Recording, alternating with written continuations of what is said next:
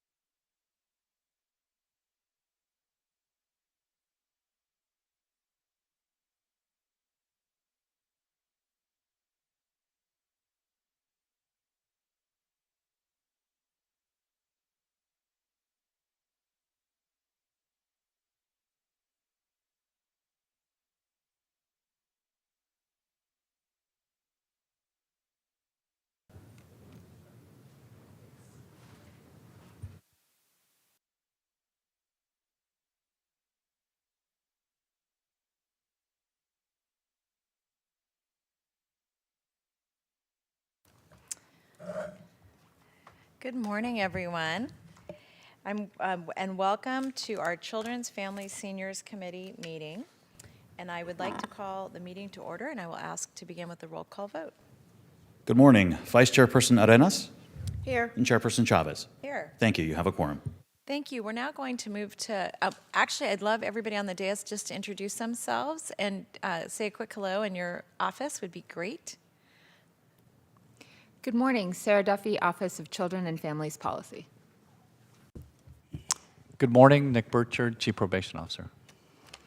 Good morning, Regina Martin, Deputy Director for DCSS. Good morning, Deborah Forche, Usher, Director of Social Services. Okay. Good morning, Michaela Lewis, Assistant County Counsel. And good morning, Rosalina, Deputy County Executive. Okay, and David, you're in charge. So I was going to have you introduce yourself, but with a tune, a show tune. All right. So with that, we're going to move to public comment, and this is an opportunity to speak to an item that is not on the agenda, but within the purview of this committee. Do we have any public speakers? We have no requests within the room, but we do have 2 virtual requests to speak. Great. We'll take those now. Okay, how long would you like to give them? 3 minutes each. All right, one moment, please. I'll give it just a second. Looks like we're getting more speakers. It looks like we're up to 3. Okay, When we get to 5, we move to 2 minutes. thank you. And when we get to 10, we move to 1. All right. Thank you. The next speaker is Britton Schwartz. Please accept the unmute. You'll have 3 minutes to speak. The timer will start when you begin speaking. Thank you. Am I audible? Yes, Yes. we can hear you. Great. Good morning, supervisors. My name is Britton Schwartz, and I am speaking on behalf of the International Human Rights Clinic at Santa Clara University School of Law in strong support of this committee's leadership in promoting the local implementation of CEDAW on behalf of our county's women and girls. As this honorable committee is aware, our clinic has been supporting Santa Clara County to move towards adoption of an effective CDOT ordinance for several years now. The clinic worked with the Office of Women's Policy and the Commission on the Status of Women in developing the 2017 temporary CDOT ordinance. The clinic also partnered with OWP in preparing the 2018 report on women experiencing homelessness in Santa Clara County. We continue to work with County Council and other county staff to develop what we hope will be a proposal that everyone can reach consensus on to bring before the Board of Supervisors as per Supervisor Chavez's direction at the January meeting of this committee. We have some updates on that one of my colleagues will share in a moment. But I just want to reinforce that CDAW represents an essential global commitment to gender equity. And while the US remains one of the last nations on earth that has not yet ratified this human rights treaty, local implementation here in Santa Clara County is even more urgent. Adopting a CDOT ordinance in Santa Clara County is integral to the goals of this committee and the full board to protect and support women and girls by taking concrete, proactive steps to eradicate discrimination and build substantive gender equality in our county. As we have mentioned in our previous comments, we continue to support the adoption of a strong measure that will effectively implement CDOT locally, ideally through an ordinance or some combination of an ordinance and board policy. Through an ordinance, Santa Clara County will join the ranks of other leading jurisdictions in making the strongest possible statement in defense of women and girls while laying a powerful foundation for effective implementation. An ordinance will carry the necessary weight and authority needed to ensure the protection of women's rights across Santa Clara County. We, the International Human Rights Clinic at Santa Clara Law, continue to hold ourselves as a resource to the county in moving toward accomplishing that goal. We are honored to partner with Santa Clara County on the implementation of CDAW here. We continue to be encouraged by the county's willingness to move toward adoption of a strong measure with robust implementation mechanisms. Thank you for your time. The next speaker is Raymond Rasser. You will have 3 minutes to speak. The timer will start when you begin speaking.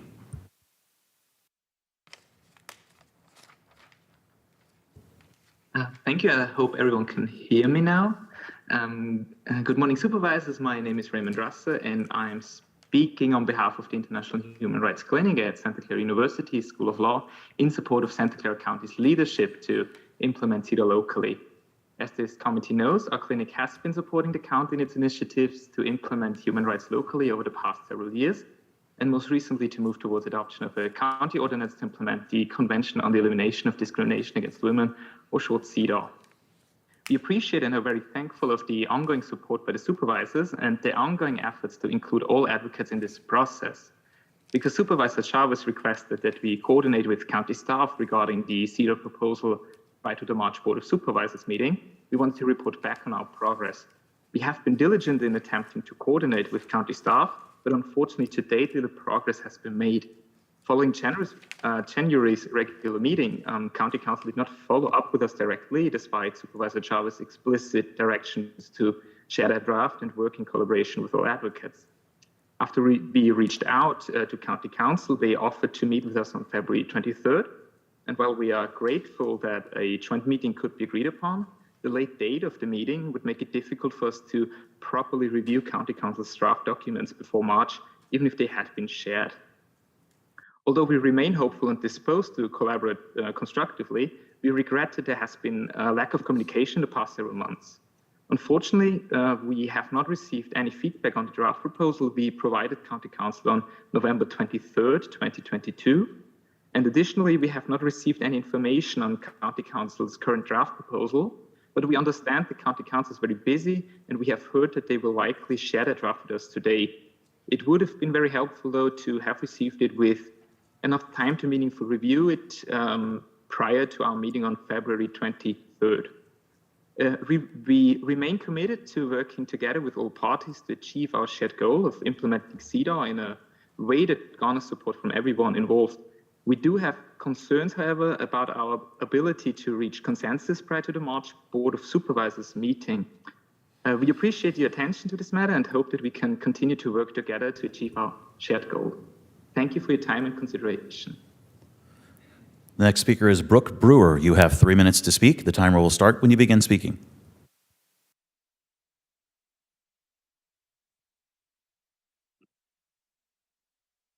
Good morning, supervisors. My name is Brooke Brewer, and I'm speaking today on behalf of the International Human Rights Clinic at Santa Clara University School of Law.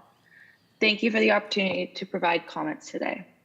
Because we have not yet had the opportunity to review the draft proposal prepared by county staff for the March Board of Supervisors meeting, we wanted to note some of the minimum core elements that our experience in international human rights law suggests should be part of any effective effort to implement CEDAW here in Santa Clara County. As this honorable committee is aware, CEDAW represents an essential global commitment to gender equity. The United States still needs to ratify this treaty, making local implementation in Santa Clara County vital for our women and girls. The county has a long history of supporting CEDAW. Over the years, much work has been put in to identify its priorities and needed implementation measures to fulfill its promise. Most importantly, it is vital that any local measure adopted here conforms to the international principles of CEDAW and includes strong implementation mechanisms. Based on the 2017 CEDAW ordinance, the work of the Commission, and that of the CEDAW Task Force, there are 6 priorities and needs for gender equity in the county: economic prosperity, gender-based violence, healthcare, affordable housing, education and leadership, and access to justice for women and girls. Gender equity analysis are the main initial implementation mechanism to determine what, if any, county practices and policies can be improved to better implement the principles of CEDAW. Intersectional gender analyses are vital to identify, analyze, and eradicate barriers to gender equity and factors perpetuating gender inequity. The county will need a gender-based analysis framework that is tied to international standards and meets county priorities, as well as a commitment to contract with independent third-party auditors to ensure impartiality and accuracy.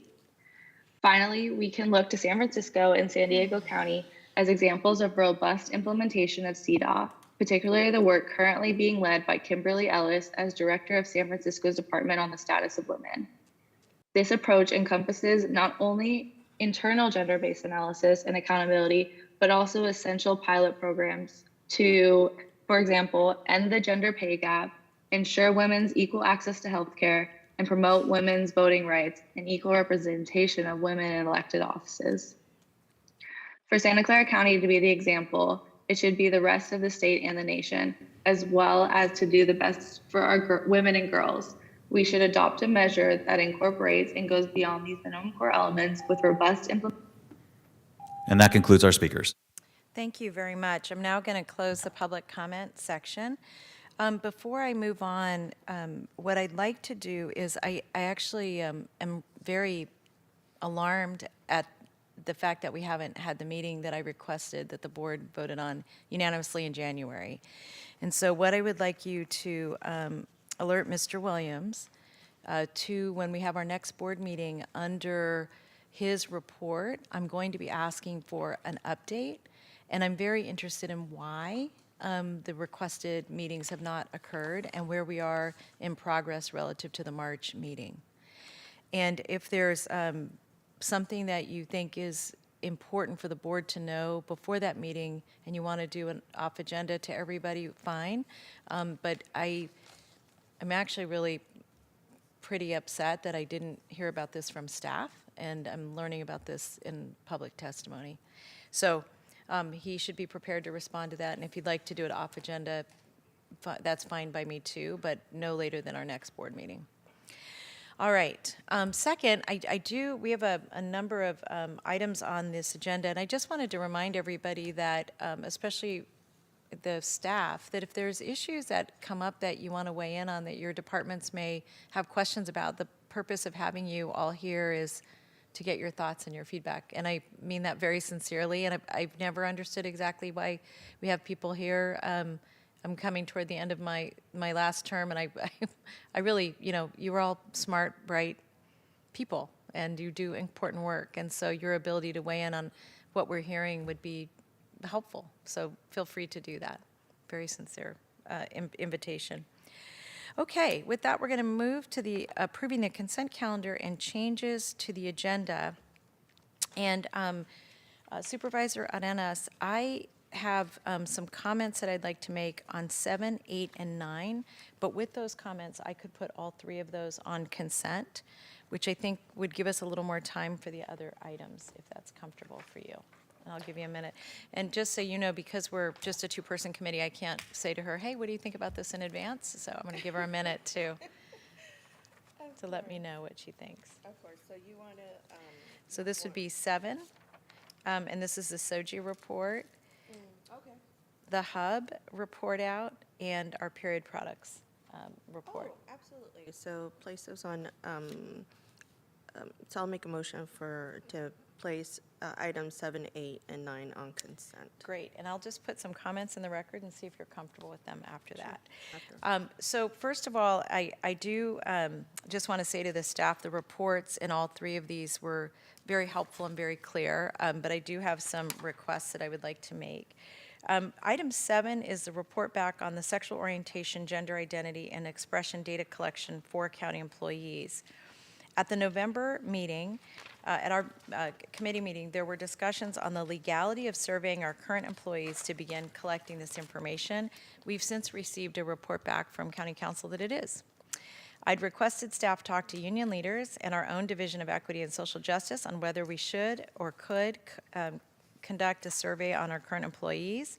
And this report doesn't reflect that those conversations happened or the way that report, but what really the next steps would be. So what I would like to ask is that this item come back to us in March with meeting updates, and that way we can have a discussion about next steps. But in the meantime, the Office of LGBTQ Affairs has already started this work on best practices, and I'd like to request that you report out at the March meeting as well. And through Dr. Luna, if you would like to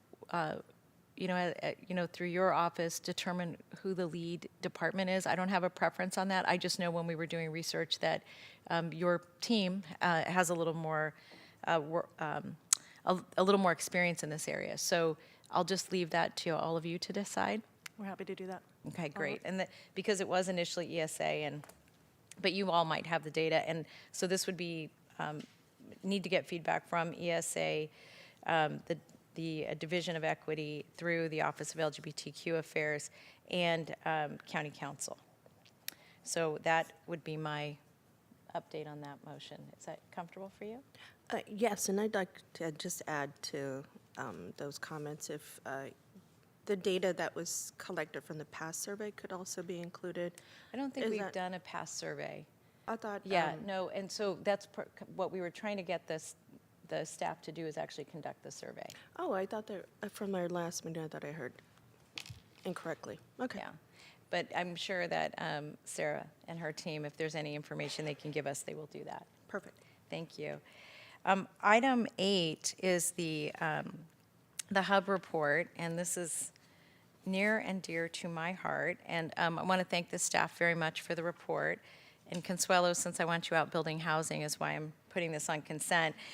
What I would like to request, though, is that if we get an actual project timeline in the next report, and I recognize that there are some challenges relative to financing, but what I would also like to request is that if there are, to better understand what the delta in financing is today, so that we can decide as a board if there's some action we need to take to keep it on timeline.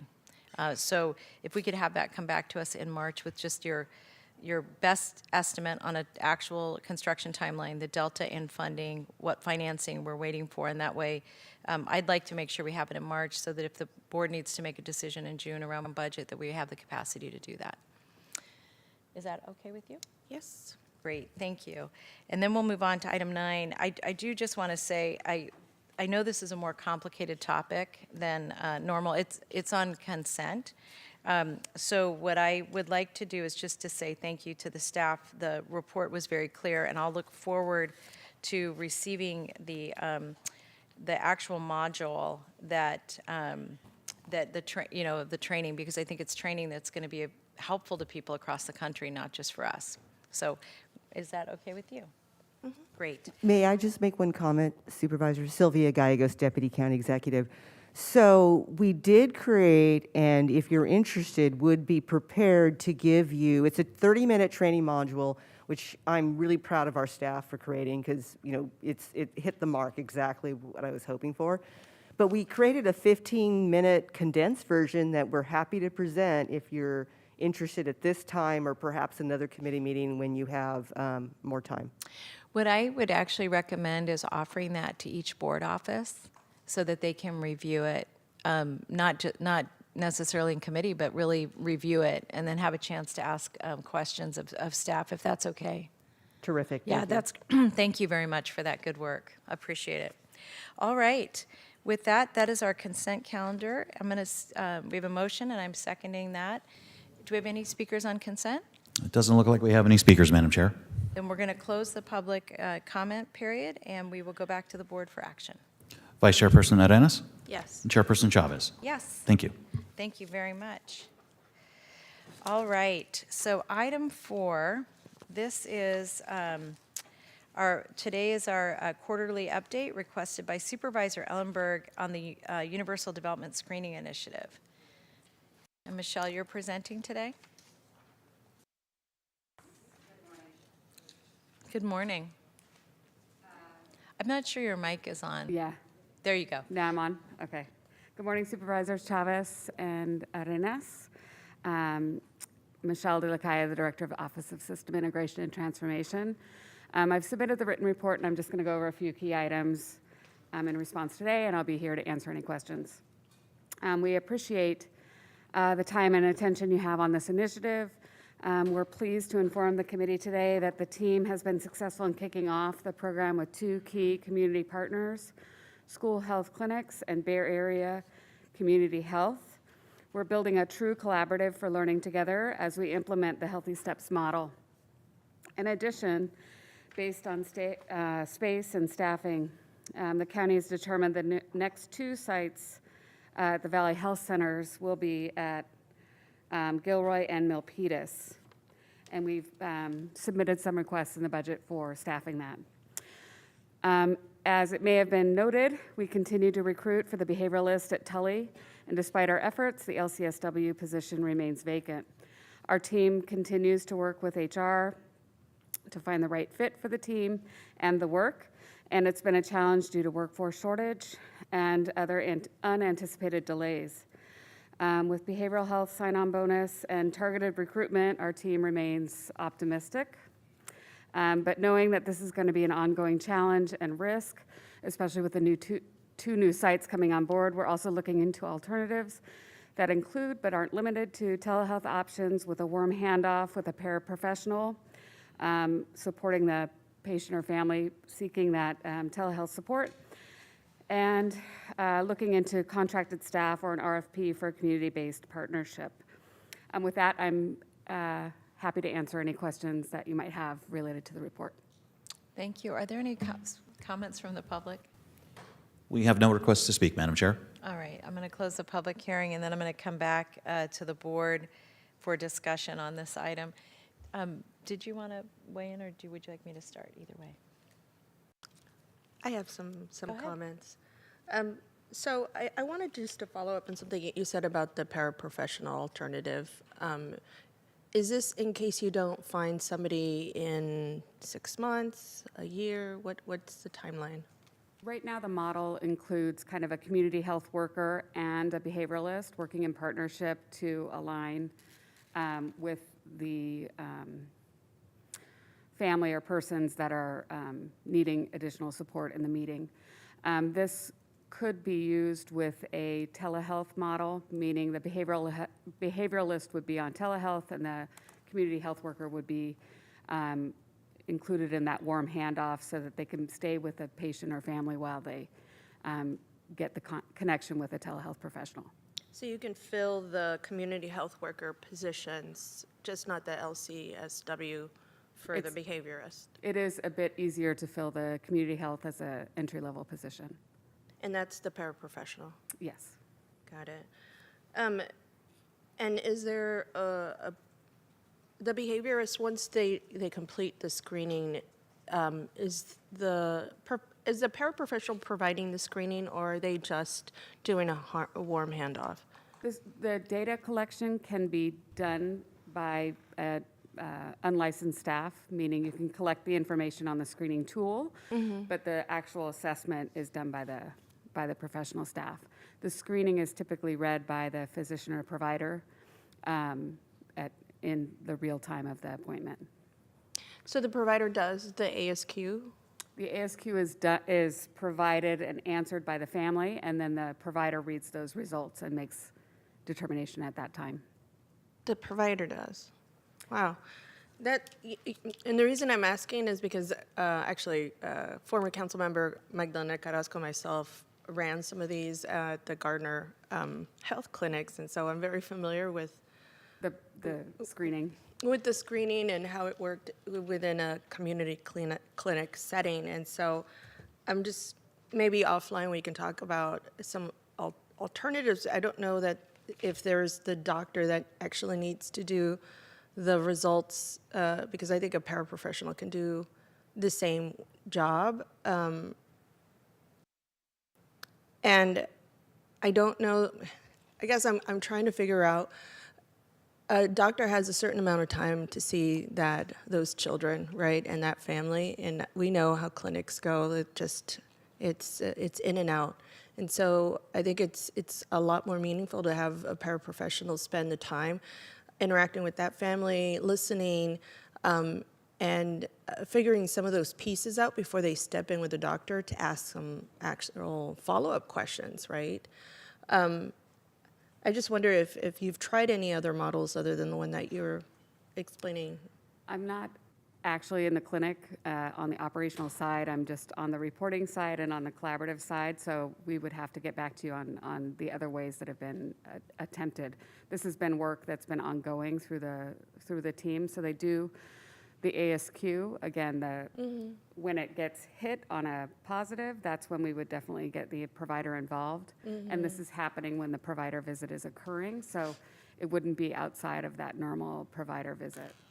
Yeah, some of the information that I would love to see coming from this, I know that you're going to add children under the age of 5, but it would be wonderful to see what are some of those areas of development that are critical for our children that they are scoring low or just off. A lot of the times I know it's social emotional for our young boys simply because of regulation. But that can be distracting when you're inside a classroom, right? And you can't regulate and can't focus. And so it would be wonderful to see the data coming in terms of what this looks like for our community. How are children faring out there? And then what are we doing about it? How many referrals to school districts are we doing? And did those school districts take on those referrals and actually provide some level of support? I think that is really important in the larger picture than having a developmental screening that, as parents, we don't like to acknowledge that something's off with our child, especially somebody that you don't know is, asking you a lot of questions, or you're filling out an assessment tool, and it may not be the best time to recognize that there's something going on. So anyways, I'd love to see how effective this tool has been with the model that you're using now, and I think that seeing the whole picture allows for us to appreciate that aspect. And so I'm really looking forward to seeing how this all goes for children under the age of 6. Obviously, I worked for First 5 for 10 years, and so this is near and dear to me. We got this up and going, back in the day. And so I know that the county behavioral health department was just absolutely key in making all of this work for First 5 in the system of care that supports children under the age of 6. And so this is absolutely fabulous, and I'm looking forward to being supportive when the budget comes around. And I'd also love to see the effectiveness of the program and just to see how children are doing. Thank you. I'm going to, just before I look to all of you, if there's thoughts that you have on this, this is actually a really interesting and important program, and I want to follow up on some of the comments that Supervisor Ellenberg raised. And one of them is that as I was reading this report, and it was brief, but as I was reading it, I was really struck by how we're still internally sort of struggling with the behavioral health and the medical model. And I say that because I recognize that this is a bigger part of how we're blending systems comes through, medical visits with behavioral health, being really interlaced in a way that, frankly, I don't think we haven't figured this out yet, is my point. And so two things that I would like to recommend, or maybe two actions. One is that, to Supervisor Arenas' point, is maybe it's worth us agendizing this discussion with a little bit of history that says where we were and where we're trying to go. Because the fact is we're making changes in this, because for a lot of the questions that you just asked, how effective is it? How many kids are we catching? How early are we engaging their families, and then how's the engagement working with childcare, with school, with family, and and I think looking at this program relative to the diagnostic program at VMC, like we really are trying to take a different look at this. But anyway, so I think there's value in us having that discussion. And colleagues, one of the reasons I'm looking over at all of you is this. The biggest reason, well, there were two big reasons that we wanted the Office of Children's Policy. One is that I believe on Supervisor Ellenberg's radar was always children and families. I think that came from her good work being, a school board member, and I think obviously Supervisor Arenas' experience with families directly has really given them that child lens.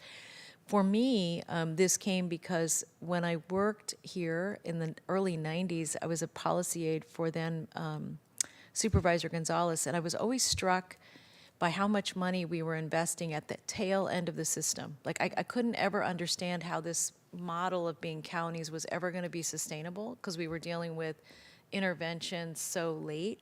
And so I got very excited both about your office. Your office was a dream that I had really to try to address that. And then with the universal screening was recognizing that the point that Supervisor Arenas raised about what then we diagnose them, and then the question is, how easy is it for people to get, and children to get the services they need, and how quickly can we respond to that? So I think that if we could take the diagnostic center and then this program and just present on both, because I think they're very linked. And then what I would like to recommend, Michelle, is that that we have some of the practitioners in both systems present, because I think we always put you in a bad spot when we bring you here and say, what? So, I mean, bringing the folks that are actually leaders in both and have them presented at the same time. I think one of the challenges we've had is with the other presentation, it's mixed in with the Spark Clinic and some other activities that we're doing. And I know why, again, to me, that's a little bit of the sectoral problem we have, which is we're using our medical framework, but it's really a combination of all of your work, and it's and it's got to be led by somebody, but it's the reporting has to be integrated enough that we can understand what we're putting in and what we get out. So if we could do that, I think you can work with my staff and we'll integrate that into a future agenda. And I do just want to say that if we could do that with in time for the budget, because I think just understanding what, or if any, implications are going to be would be helpful. And then I wanted to just acknowledge, does that make sense to everybody what I just said? And again, I'd like us to be in the prevention business. In my mind, one of the things that the county should be able to do is not just talk about the children's budget. We should actually be able to look at how much are we investing of our flexible resources in prevention, and then how effective is it? Because long term, how will we ever know how many, how we're doing because really we should be in the prevention business. So that said, this is a question I don't think you're going to be able to respond to, but I'm going to give it to you because I want to know the answer to this, both as part of our budget process, but also, again, this speaks in my mind to the integration issue. So behavioral health has shared with the Healthier Kids Foundation that they're no longer going to fund the Health First portion because the program is for physical rather than mental health screenings, and because these screenings should be available through schools and other providers already. And I think that, ironically, we are paying for schooling services. The county is, because there aren't enough services in the schools. So I thought it was kind of funny that we thought that, both on even on the physical side, and actually, oddly enough, I think we're funding Healthier Kids Foundation to assess with glasses and dental and other things in schools because we recognize that, in fact, families aren't getting all of those services. And again, this goes into, in my mind, the prevention, sometimes intervention section of this. So what I would like to ask through the county exec's office is if the county exec's office could just help us understand how we're going to continue to do screenings, because what I'm a little concerned about is the systems maybe not, and rightfully not being able to pay for some things and others, but I don't want that to fall through the cracks or to hobble the incredible progress we've made through the Healthier Kids Foundation to get into all these schools, frankly, that we're not responsible for right now. That's one issue. And then the second issue, and this goes more to the healthcare side, the Healthier Kids Foundation, and I don't think they're the only ones, but organizations like that follow up with families to keep their appointments is really an important part of even both the prevention. But Dr. Smith was explaining to us that because of the FQHC model, that making sure that families keep those appointments is financially good for the health of the medical system and good for the kid and keeps the kid in school, which is good for ADA. So what I'm also concerned about is being penny wise and pound foolish here and making sure that our partners that are helping, playing that bridge are really robustly invested in, because that's part of our investment. So I'm going to make this in the form of a motion is that I would request that we have a report back through the budget process, Dr. Luna, through the county exec's office on the Healthier Kids program and to better understand how screening is going to work across the continuum, mental health, dental, eyeglass, and all of that. So that's one action. The second is to ask, again, through the county exec's office, that we have a full report on the approach we're taking to the universal development screening that includes the diagnostic center. And I know, Michelle, it has a different name, but when I initially brought the referral forward, that's what I called it. So I can't remember the new name. I apologize. What is it, Michelle? You don't remember either? Oh, good. I feel better. Okay. You know the program I'm talking about. I know the program you're talking Okay, the diagnostic center. And if we could present both of those together, so that both Dr. Adana, Sylvia, and I can get caught up just on where we are in that programming, and if we could do it before budget would be great. Great. And you could work with my staff on that. Sure. Is there any problems with that? No, I will work with Dr. Luna, your office, Curtis, and a few others to make sure we understand fully the request and get back to you. Well, the request, let me just say it again and make sure that this is clear. What I would like to just make sure is that we can have a full presentation on the Universal Development Screening Initiative and on the specialty clinic that is coming out of O'Connor. Yes. And so if we could get those together. Yep. And then be able to just describe where we were and what's happening now, and then be able to respond to the key question that Supervisor Arenas asked, which is, what have we learned? And some of that, I know the way we're approaching this is new, but some of the investment we've already made in these assessments should be available to us based on our partnership with all the clinics and the medical organizations that are already doing these assessments. So Including moved, Supervisor Thomas. One clarifying question, including the Healthier Kids Foundation and other programs that are doing that work? Well, that's a separate Okay. request, and that, what I'm going to ask is this, that what I am interested in understanding is how are we going to continue to do the screenings in the school, Okay. both through the Healthier Kids Foundation, and if there are other partners that I may not know about, and how are we going to fully fund them, and in what department will they go, recognizing that behavioral health has said we can't pay for this portion, but we're going to pay for this portion. And what I want to make sure is I understand how that service will be paid for and how that service will be maintained. Chair, may I add to that, because it's part of the motion?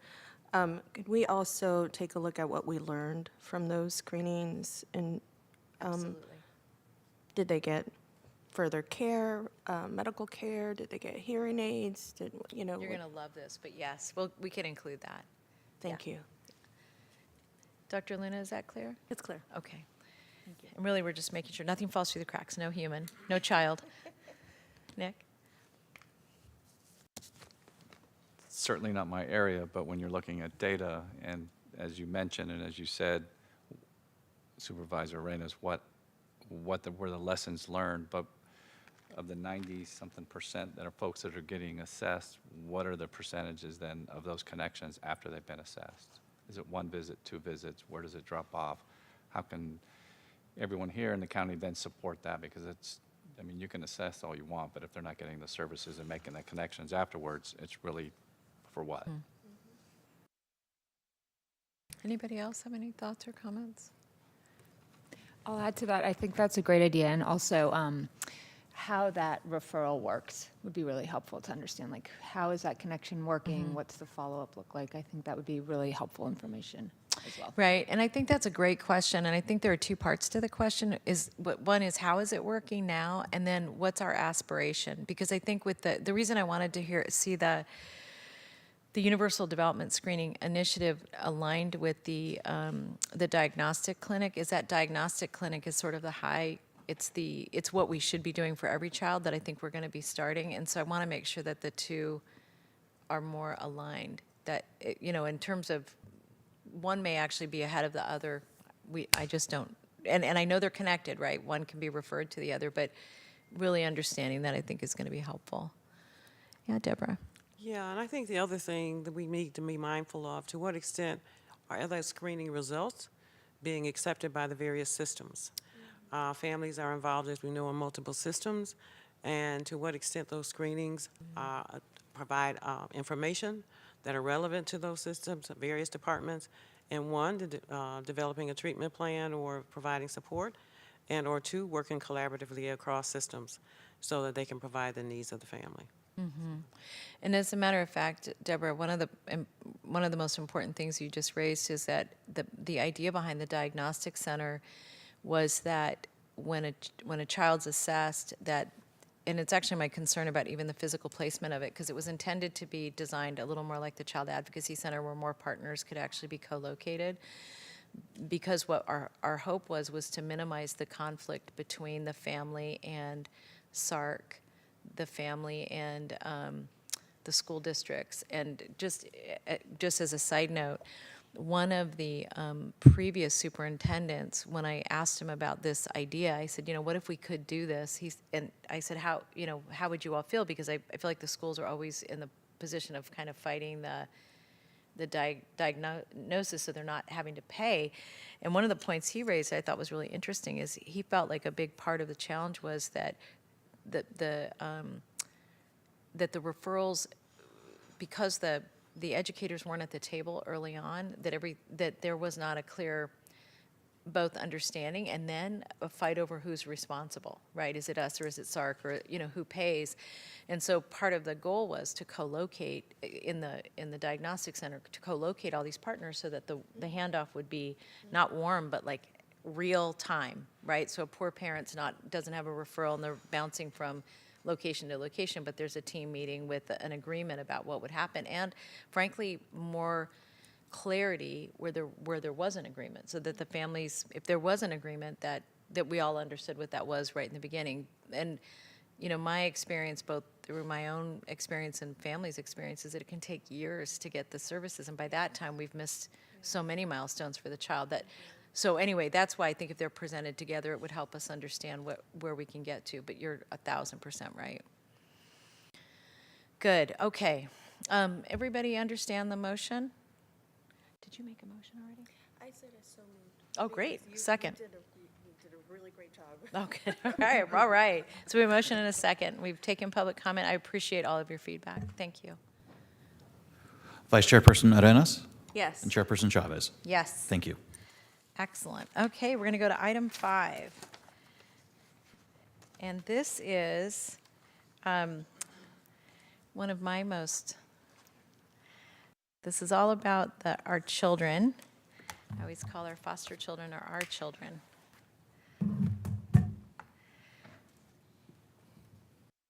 So Deborah, returning to Daniel and Gilbert. All right. Yeah, we have Damian Wright and Gilbert Murillo that Oh, are going great. to present the report. Thank you. Good afternoon, Supervisors. Damian Wright, Assistant Director, DFCS. Damien, I don't think your mic is on all the way. I think it's on either. Oh, there you go. All righty. We hear you now. All right, thank you.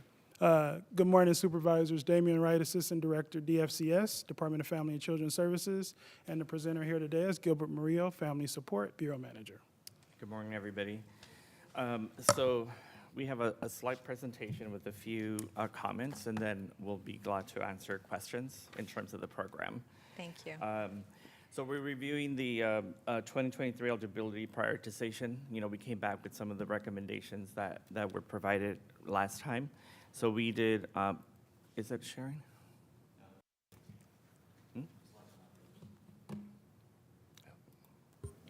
You need to do your screen share.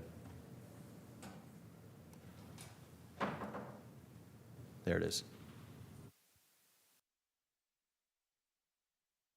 Okay, sorry about that. There you go. Okay, so here, you know, we're going to review the prioritization that we took on this year, per recommendations from the board.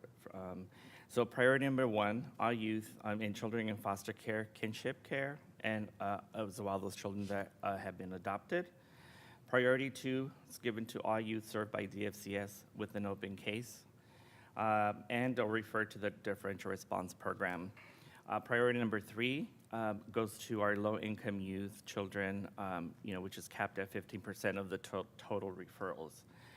So we did open registration on February 13th for all children being serviced by DFCS. And I believe that as of last week, we already had approximately about 40 referrals already in queue. So we're off to a good start. So then once registration for youth who are only eligible through the income, you know, we'll open until after 75% of the funds are used, or on April 15th, whichever comes first, so we can ensure that, you know, every child or every caregiver who registers is able to access the program. And then, so the outreach efforts that we've been making, we completed the flyer, you know, English, Spanish, and Vietnamese. We distributed the flyer to all DFCS caregivers, foster parents in our system, including CAFBA members. We also sent a flyer to our DFCS staff explaining the summer program. We've also did presentations at the joint leadership meeting, which are assisted by all the supervisors, managers, management analysts, so they could also share the information. We also sent out, with our partners, the flyer. We sent it to CASA, to wraparound providers, parents, attorneys, and mentor parents, parent advocates, and children's attorneys. So that's where we are so far. So do you have any particular questions for us we may answer? Yes, thank you. Thank you so much. I have I want to just affirm something that I think I know to be true. And again, Sarah, I know you weren't around when we started this program, so let me just say why we were doing this. We, as you know, especially with foster children, have such a big summer loss of learning. And what we were trying to really address is, again, if we're thinking about this the way we would our own children, what did we do with them during summer? We signed them up for everything, right? You know, free library hour, whatever it was. And so what we were trying to make sure of is for all parents who were, or guardians who were supporting foster youth, that they had the ability from the very young to, you know, high school age to make sure they had multiple summer activities if they liked. So one question I have is, are we limiting what a single child can sign up for? Like the number of? Not at this time. No, you know, some of the plans that are including is, you know, once we get sort of like the middle mark, we'll be sending another email to all caregivers saying, you know, there's an option to sign up for a second opportunity.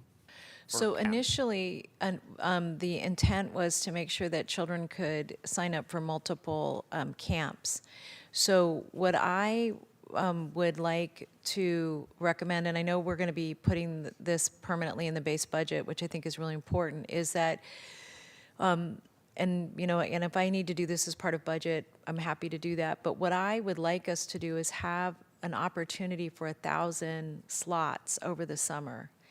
And that way, a child that is interested in multiple weeks, we want them to have multiple weeks. I mean, I'm using my own son as a barometer, you know, baseball camp and, you know, keep kid busy camp. As they get older, I actually think it's even more important than when they're younger in some respects. So so two things. My objective was that families could sign up for multiple weeks. And if what we know is that we allow for one program, and I know a single program can be multiple weeks, right? So that I recognize that. But what I want to make sure of is that that we're not turning kids away. In fact, I was a little surprised to see that we turned 104 children away. That's really not acceptable for us to be doing that, especially with the kids that we're dealing with. So what I want to affirm is that the intent really was to give children, and I think initially in our initial referral, I think we were looking for up to 3 programs a summer. And in fact, Alex, let's get the original referral, just so I'd be curious about what we actually gave direction to. Second is that I want to affirm that the funding this year will allow for 800 slots. Is that accurate? For my recollection, I think we went with 500 children. Okay. Correct. So, okay. So, and that 500 children, that's what we had last year? Last year, I believe we had a little bit over 300. Yeah, it was less last year. Oh, got it. And so this year, you know what? Now I know who my argument is with. It's not with you all. It's with Jeff in the budget office. Okay, I'm going to turn my attention from you now and say, here's what so this summer we're at 500. And what you're going to recommend for the base budget for next year is how much? Do you know the answer to that? I don't. It really depends. Like if your aim is for us to do 1,000 slots, we would have to go. Some of the things that happen that families do take advantage of is that they sign up some of their children for the entire, you know, but that's the higher base. So we would have to really take a look at, you know, if we're going to do that versus the multiple weeks. So got it. So why don't I make this as a request?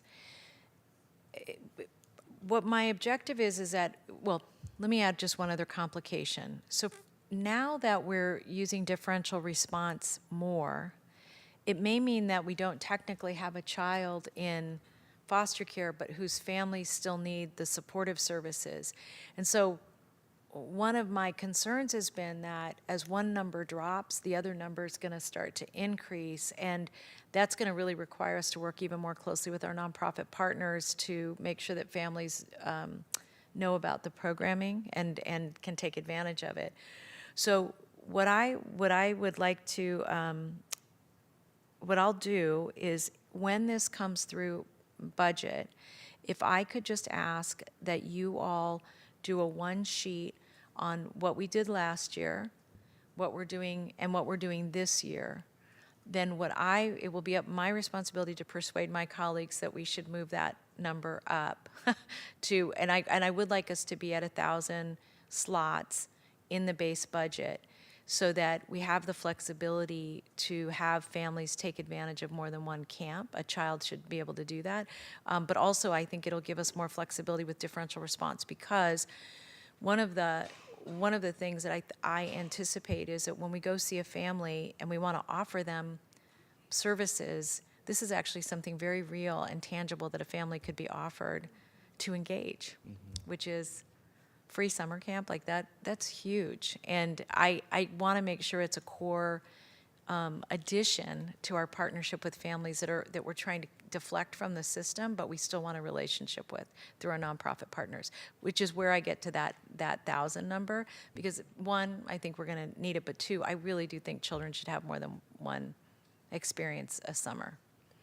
Clarification, Supervisor Chavez, when you said 1,000 slots, and you're including the 3 occurrences per child within that 1,000 slots, correct? Yes, I am, because you would tell me if that would not be, I mean, and if you think the number should be different, just let me know. My goal is get it in the base budget and to make it a core component of the new family engagement, really is what the goal I'm trying to meet here. But if there's a number that you think is more appropriate, I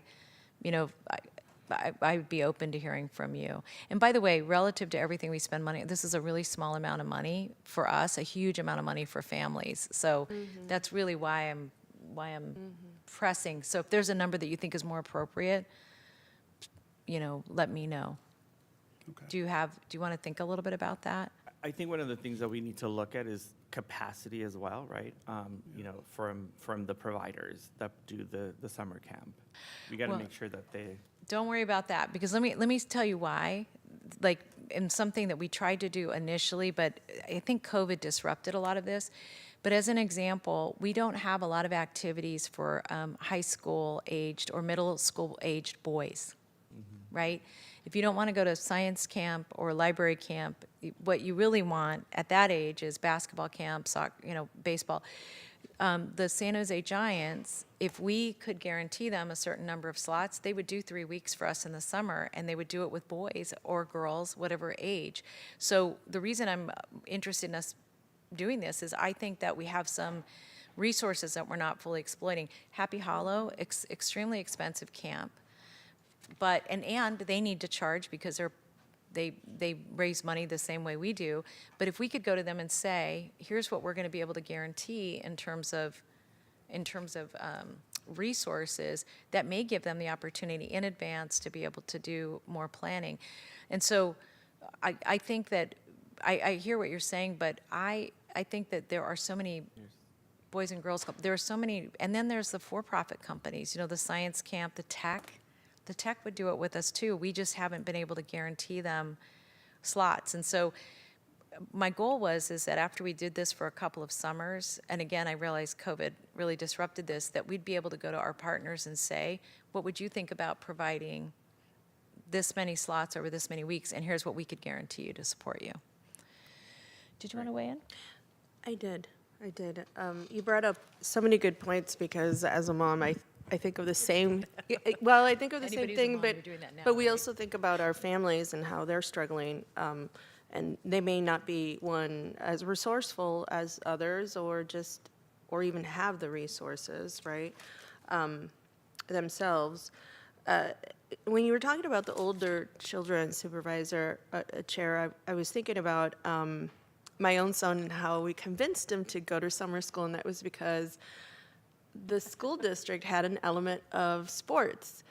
And then at the end of the school hours, right, for summer school, and all of a sudden that wasn't available anymore, and his level of participation just really went down. And so I think there's a lot of truth to the type of activities that are going to be effective for our children, especially and yes, I'm not trying to stereotype in terms of gender, but boys tend to step into or towards sports a little bit more than young girls in junior high. It's not always true, but we know that this is a very delicate time for our young boys, and in order for them to be engaged in school, we need to speak to them in the language that they care to talk with us. And I think we can't just think about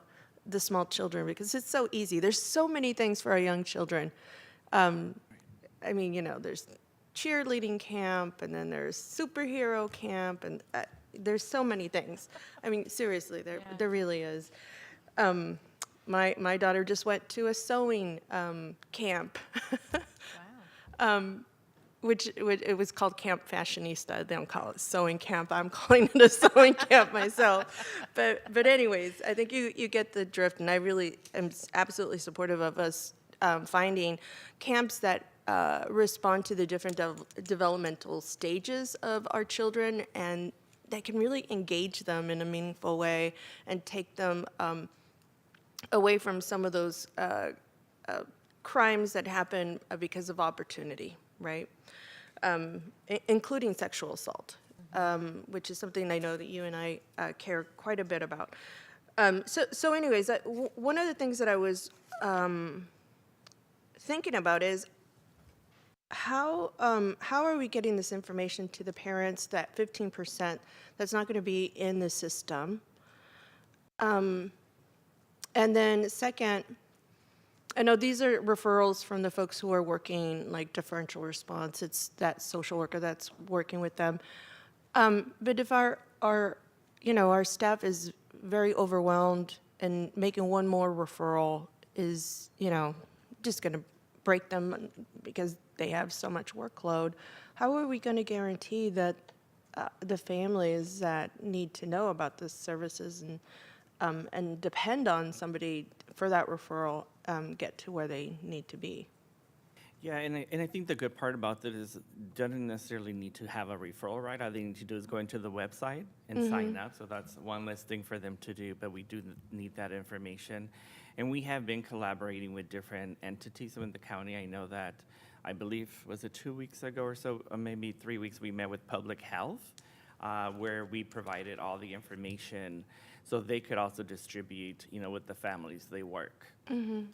So there is a phased approach, Supervisor. A phased approach. And so we're looking at the prioritization to be those youth that are in care and working with our staff on one level, as well as communicating processes outside of that. Then as we start moving out into the community, like Gilbert said, we're partnering with not only internal county departments, but also partnering with community partners to make sure that the information gets out there. So. And I'll just add one other, just a request, just based on, do you mind if I ask this? Oh, no, please.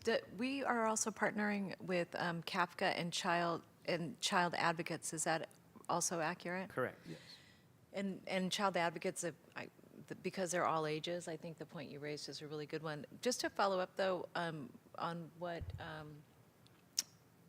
Sylvia asked, is that on that 15%, I recall, again, this was a number of years ago when we first started the program, that we also worked with the city of San Jose, because the city has a certain number of scholarships, and then I think we were the additional scholarships for them, to get to that number. And I would just encourage us to reconnect with the city. We actually went to the city first because I know that they had the summer school programming. Last year? This was maybe 5 years, 6 years ago when we started the program. And again, I think COVID sort of disrupted some of those. So I just would request that it's worth having a conversation with their Parks Department about how we can address that other 15%. So because what we were trying to figure out is if it was possible to make it easy for parents to be able to use a code that we gave them so they could sign up without having to put a credit card in. That's but great. it was a little challenging. So we should re-talk to the city about that, because they actually have so many more programs and they're more affordable than other programs. So, but at that time, they couldn't figure out how to do it on their software, so maybe they have now. Oh, boy. So I had reopened Welch Community Center. We have roughly 50 community centers in the city of San Jose, and the city only runs about 12 of them, and the rest are under a community exchange program, so nonprofits come in, and for example, Go Kids has on-site at not Mayfair, I'm sorry, now I can't think of this neighborhood. It's the neighborhood that we both shared by Tully and King. Okay, it's gonna come to me. It's in my heart. Anyways, they have childcare on site. And then there was Welch Community Center. Well, it was really a community room, but it was closed and had been closed for many, many, many years. And this is since the recession. And what the city of San Jose did was they opened the community centers based on who can really afford them, right? It is for budgetary reasons. They closed the rest of them and could only really run around 10 or 12. And so they stayed in the neighborhoods, the ones that are open stayed in the neighborhoods that people can afford them, not where the need was, right? And so it's something that, it's a policy that we were, and a model that we were trying to undo over on that side. And we actually had a really good opportunity to begin to undo that model because of COVID and because we wanted to focus with the ARPA money. We focused on need, and at first we started with scholarships, like let's make sure that we augment, let's have 100% scholarships, because before it was just 75%. Even 75% is too, 25% for families to take on is too much when you have 2-3 children, and they're all going to the same camp. And so we said 100%, and then our second lesson was, especially around Welch, and because it breaks your heart. So we opened it up, and then there was no registration of children. And we had just finished doing, and this is during just slightly right before non-COVID time. And we had a clinic with the earthquakes that weekend, and there was, just a park full of children. And then we had our first classes the very next week. We had 0 in our soccer class, 0. Wow. 0 registered, and we had to cancel it. And I said, there is something wrong with this. How come our families don't know about this? Why, we're providing scholarships. So we had to really change our model, and these are the kinds of families that still like to walk into a store and purchase the product and not buy it online. So we understand that they like in-person care and that level of approach. So we had to have in-person registration. And then what we did is we connected also with the nearby school whose teachers knew the kiddos that actually needed some of this, right? And so we got some of the referrals that way. But we really had to have hands-on. And this is part of the comments that I'm making about whether parents have the resources is one question, right? At what level, 75%, 100% of, obviously this is 100%, which is ideal. But then we also have that issue of parents who are resourceful or not resourceful, who have access to the internet or not. And how do they register? So I think if we can be very thoughtful about that approach, because we may see the same number of, and while I think this is great that we have duplicate children in several different camps because they should explore different options, I'm afraid that only the resourceful parents will be able to complete this. And then those very much underserved children won't. So if we could just keep that in mind in terms of how we outreach and how we engage folks. And you'll be happy to know that we've changed the way that we deliver services over at PRNS, and hopefully this is a really good time for us to blend, right? We have certain types of after-school programming and camps, and so we can just feel kind of that continuum. And I think there's really some great ideas also with after-school care. Anyways, Those were my comments, so if you could be reflective about that, because I will ask in future reports about how those engagement strategies work for families. Thank you. Great. Any comments or thoughts from colleagues up here? Yeah, Sarah, and then Nick. Hi, thanks. It's great to learn more about this programming. A couple just thoughts about creating opportunities for families and kids. I think one thing that would be great to hear about is what is a little bit more, especially with the older kids, around what their experience was, what their preferences are for camps. I know sometimes with like high school age, they're really interested in career development and internships and that sort of thing. So those are great opportunities. So I think collecting information just on experiences and also thinking through if there are certain camps that are particularly popular, maybe talking with schools and city partners, reserving some spots. I was curious if there's any priority enrollment or reserved spots for kids so that they would have priority in those if you know that there's particular interest. So I think those are just a couple ideas. Thank you. Nick? Probation can be a great resource for our youth. Yes. So please keep us involved in the conversation, and that's with youth and families as well, and their siblings and stuff. So make sure that however this plays out, that we're somehow involved when we can disseminate that information and make referrals. Well, I'm looking at the original request or referral, and we actually call out probation as a group of kids that maybe we just need to reconnect, because I don't think that was followed through. CalWorks and CalFresh, families that are in CalWorks, and I'm going to hand this over to you, gentlemen. But the other thing is that we do ask for engagement with the Youth Science Institute, the San Jose Giants, Guadalupe River Park and Gardens, San Jose State University camps, and the Boy Scouts of America summer program, in part, again, because of the expense. So what we intended to do was actually give flexibility. Oh, thanks, Alex. To give flexibility to families. And then one other thing I just wanted to ask, I can't remember where I read it, but we're still doing the CAPCA, still does the day where families can come and sign up in person. Did we do that? For the camp?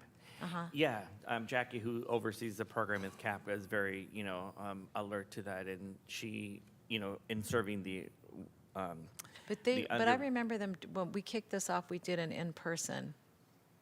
Or maybe we didn't because of COVID. Yeah, we haven't done this year like an in-person, Okay. but Jackie does get phone calls, and she helps families. What I would recommend is let's ask CAPCA if they'd be interested in doing that, because I think they did do something. In fact, to be honest with you, my recollection is that something that they did actually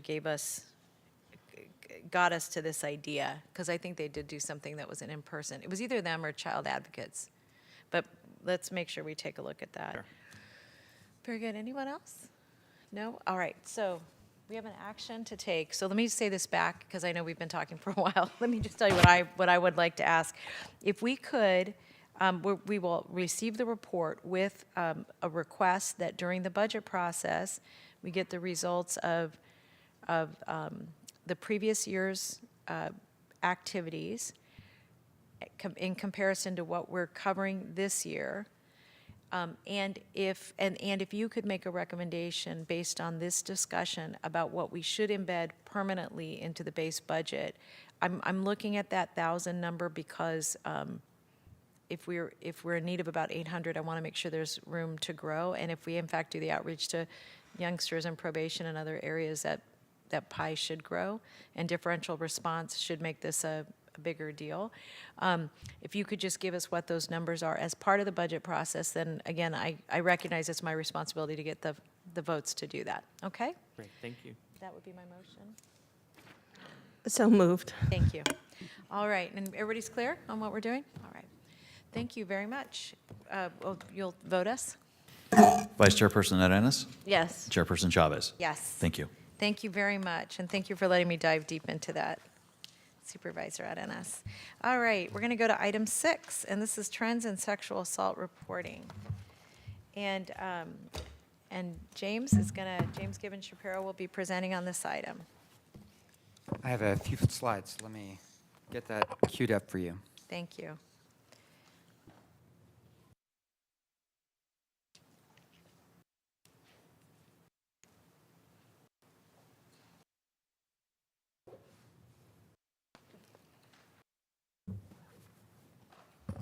right, thanks for having me back to talk about trends. And I got some really good questions from staff on Friday and over the weekend, and I've tried to answer those with some slides. So I'll just start with something that you saw on January 27th. So this is showing the increase in medical visits at the CAC and its predecessor medical services over time, and the increase since it opened in April of 2021.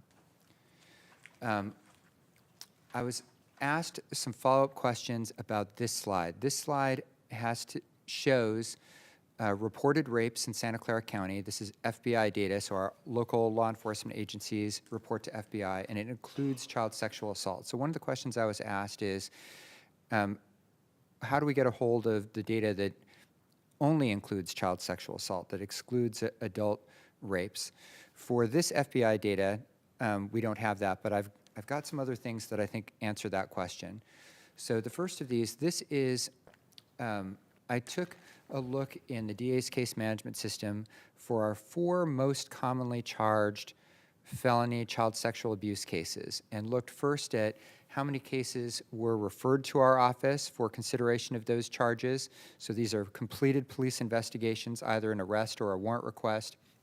And then how many of those cases actually resulted in a prosecution. So the top line, the blue line, is showing the increase since 2017 of referrals to the DA's office, a completed police investigation for one of these most commonly filed felony child sexual abuse charges, and how many of those cases were filed. And so just as you saw in the previous slide that there's been an increase in rapes, both adult and child rapes, that when you look at this next slide that shows referrals to the DA's office just for child sexual abuse in these most serious kinds, that also is showing an increase over the last 5 years.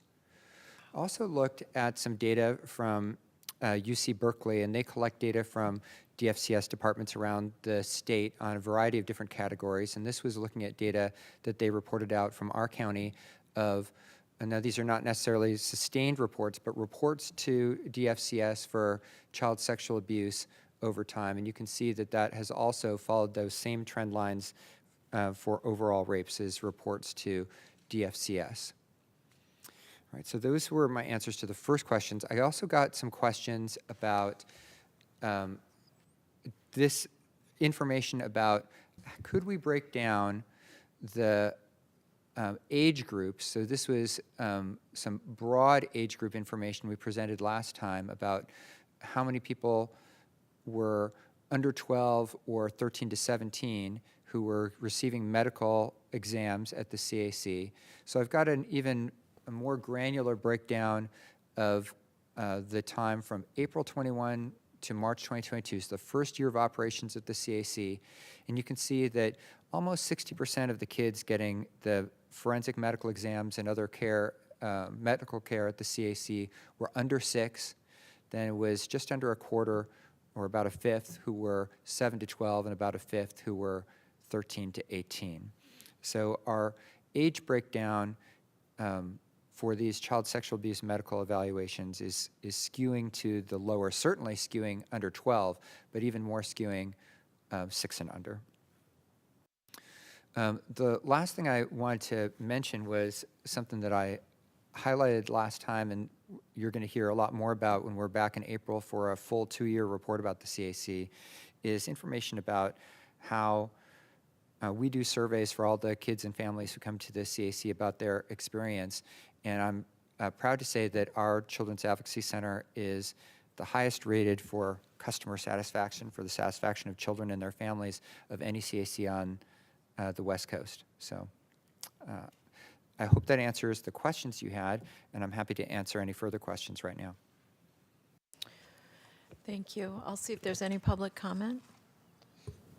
We do have one hand raised in the virtual queue. It doesn't look like we have any speakers in the room. Thank you. All right. Take the public We'll set the speaker. timer at 2 minutes. The next speaker is Marlene Sturm. You have 2 minutes to speak. The timer will start when you begin speaking. Hello, this is Dr. Sturm. Can you hear me? Yes. We can, Dr. Sturm. Very good. I just wanted to make one comment about the children 6 and under.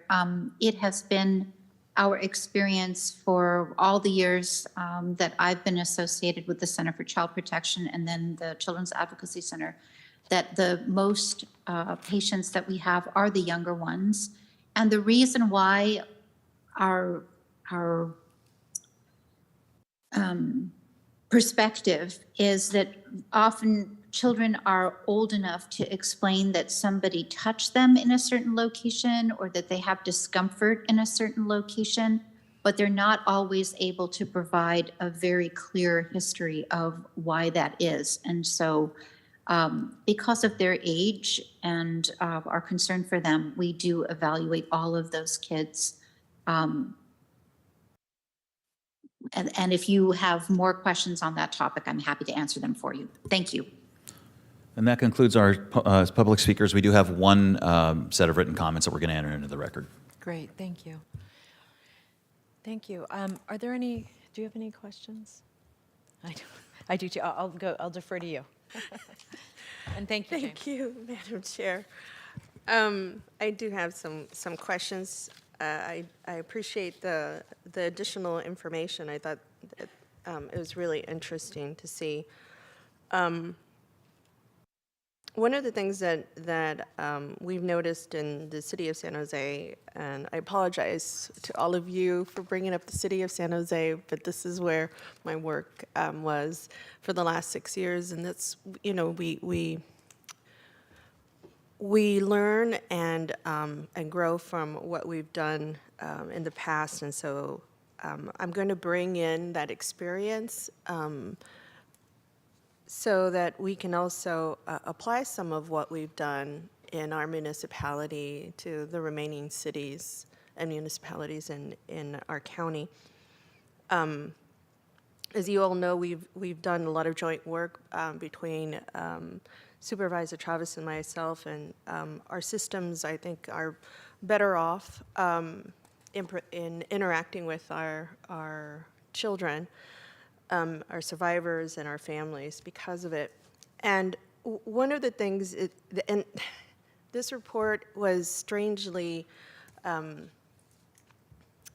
familiar to me, because when we first started talking about sexual assault and this increase and of this trend, I was sitting in the Public Safety Committee for the City of San Jose, and I always sat in the Public Safety Committee for the 6 years that I served. And you know, one of the things that happened during that time was the rape definition had changed, right?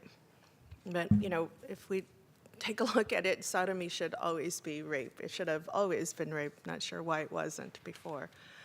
And when I came to you, Supervisor Chavez, you know, I was being told that this increase that I had noticed was because of the Me Too movement. It was because of the definition change in rape.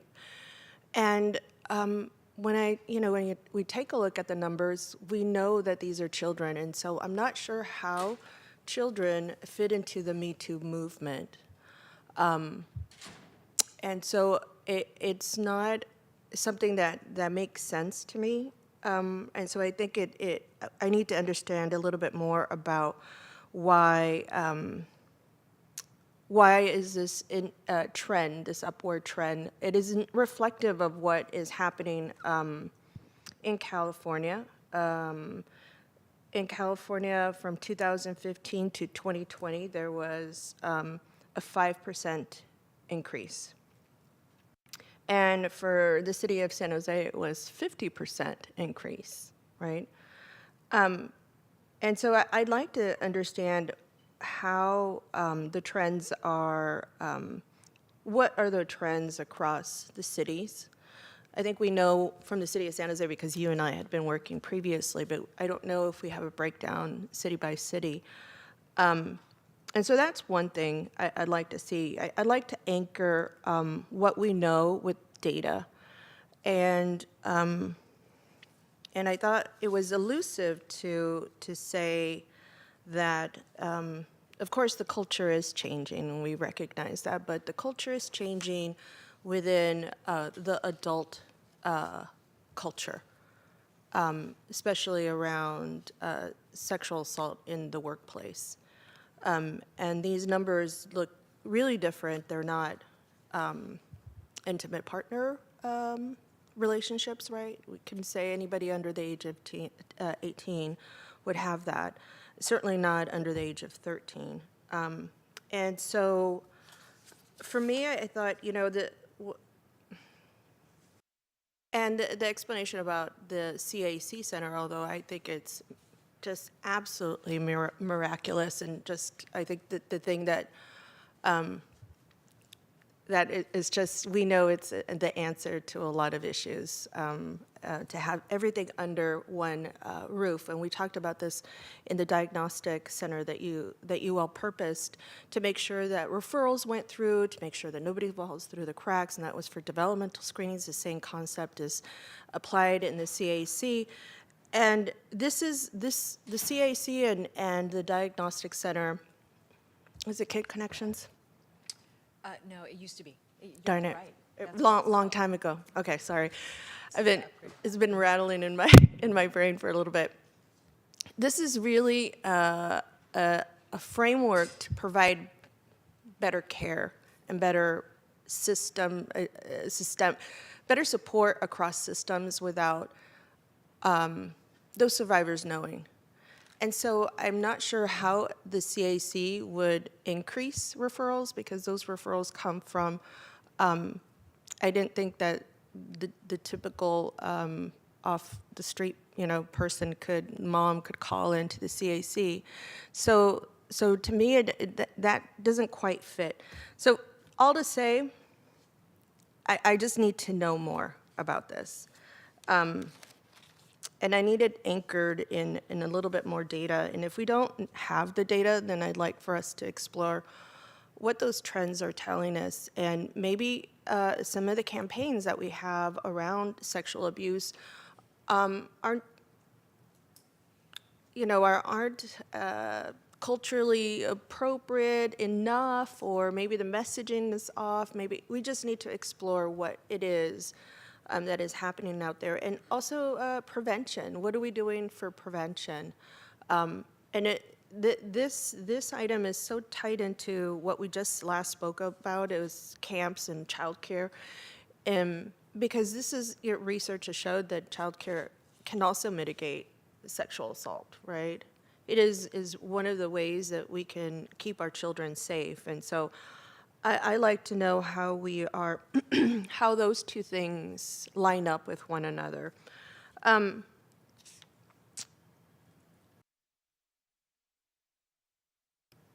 I would have liked to have seen how returning back to school actually increased the referrals or the reports, especially because children didn't have access to a safe adult during that time. And I think we heard Supervisor Chavez from Alamark School District, and they came into one of our joint meetings and asked, I'm afraid of this wave of incidents that are going to be shared with us. How can we facilitate the relationship between us and the system so that our children are prioritized, calls get answered, referrals get made? And I don't know that there was ever really any answer to that. So I'd love to see what that looks like. If there is anything, if there isn't anything, then I'd love to include that in a motion, or just provide, ask you for. I don't necessarily have to provide that in the motion if it's something that we're able to work on, to see how the CAC is actually responding to what we're seeing out there in the community. And obviously, we're seeing quite a bit at every level, whether it's elementary or junior high or high school. They're just different issues, but we know it's behavioral health. And much of the issues that happen with young women as they enter like the juvenile justice system is originating from sexual abuse. And so I think it's time for us to take a look at at trends so that we can understand what those trends are telling us and how we can maybe just shift with our messaging, with our prevention. I really enjoyed you reiterating your point about moving our system to prevention, because that really is the point. We don't want to catch folks in intervention. We certainly don't want them to see us at the CAC, right? That is not where I want to see our children. So anyways, I do have a motion, but I'll wait for your comments, Chair, and I'll make a motion after. Thank you. Thank you. So, James, did you want to give feedback to that? Sure. So Supervisor Arness, I think that for one of the questions you asked, I've got a clear answer to, and for really the most basic question you asked, unfortunately, I don't have a clear answer to. So I think it's definitely the case that the co-location of the medical and the police interviewing at the CAC has contributed to the rise in medical examinations for children, because that handoff is happening 100% of the time, and we're not losing cases in the cracks, kids in the cracks who had a forensic interview but did not get medical care and a medical examination. So for one part of this data about the rise in medical exams, one of the things that's happening is that increased cooperation has led to part of that rise. But I think that you're absolutely right. Separate and apart from that, there's just been a rise in reported child sexual abuse in our county.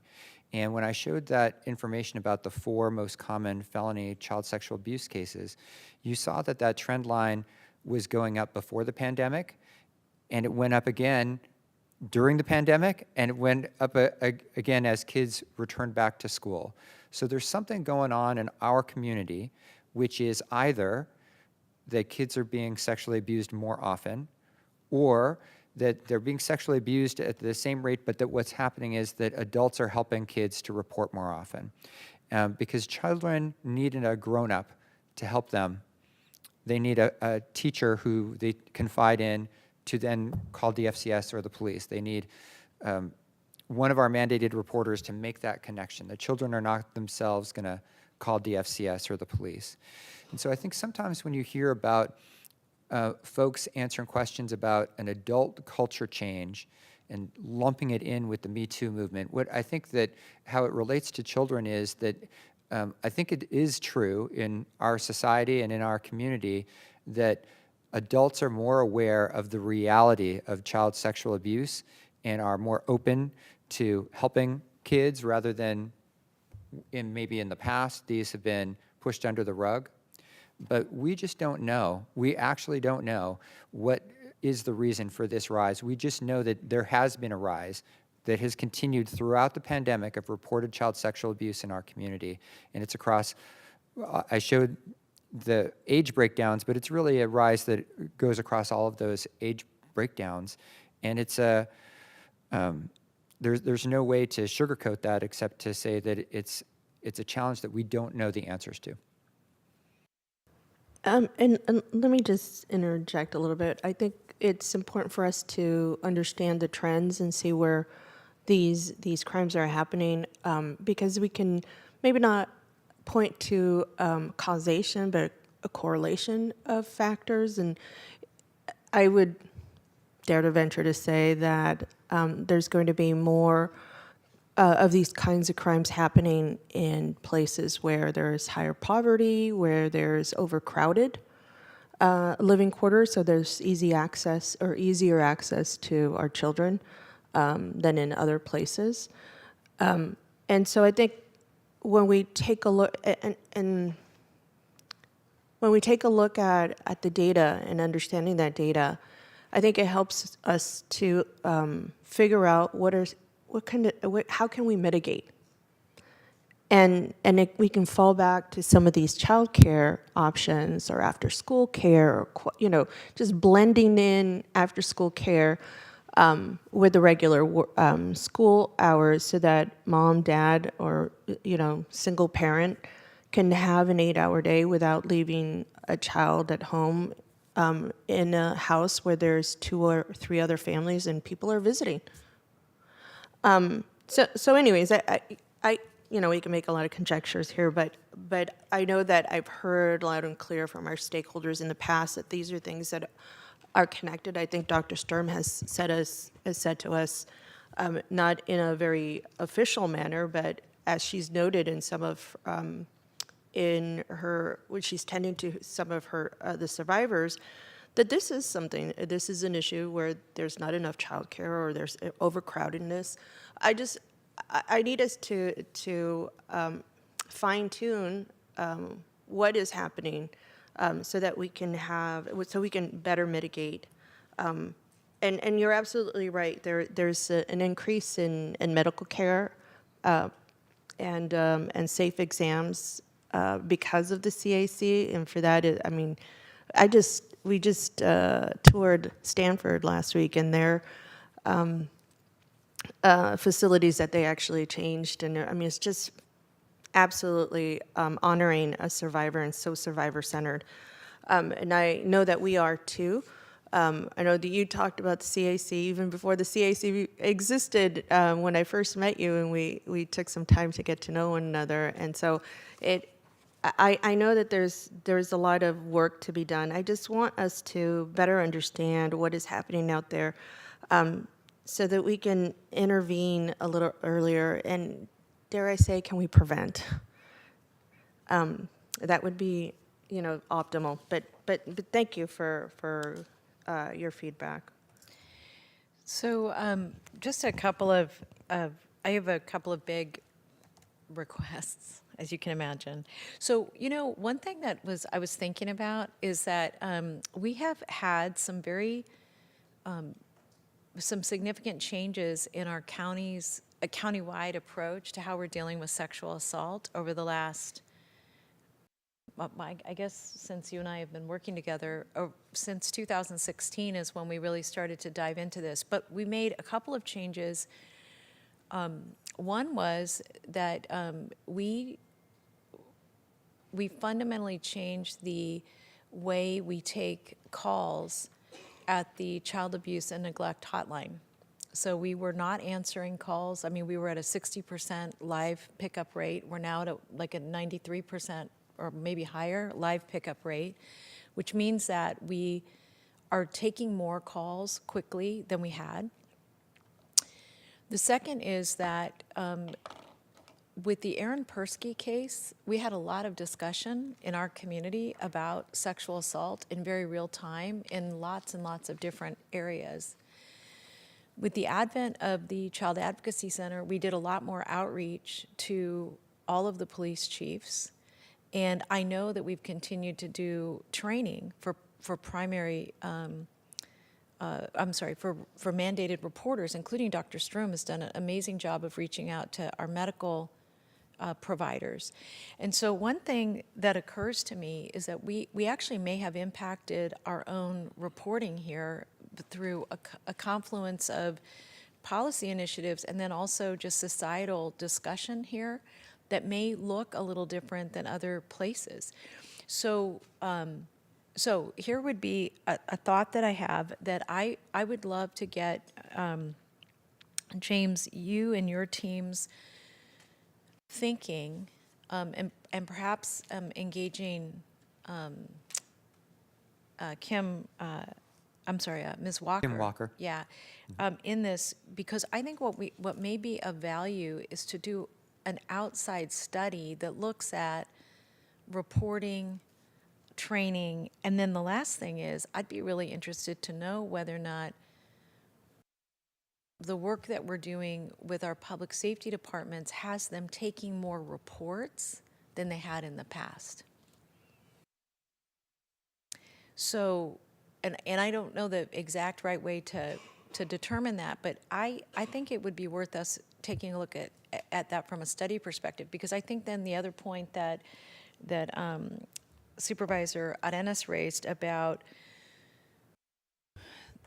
of the families, and as we look at children in particular, how many of those are multifamily households? You know, there's some really important information that I think would just be a way of looking at, are we headed in the right direction? And if so, what is there to be learned? The reason I'd be interested in just getting your feedback on a study would be, what would it take to do something like that really does take a soup to nuts approach, especially because I'm using 216 because that's when I can actually remember the first hearing we did on sexual assault.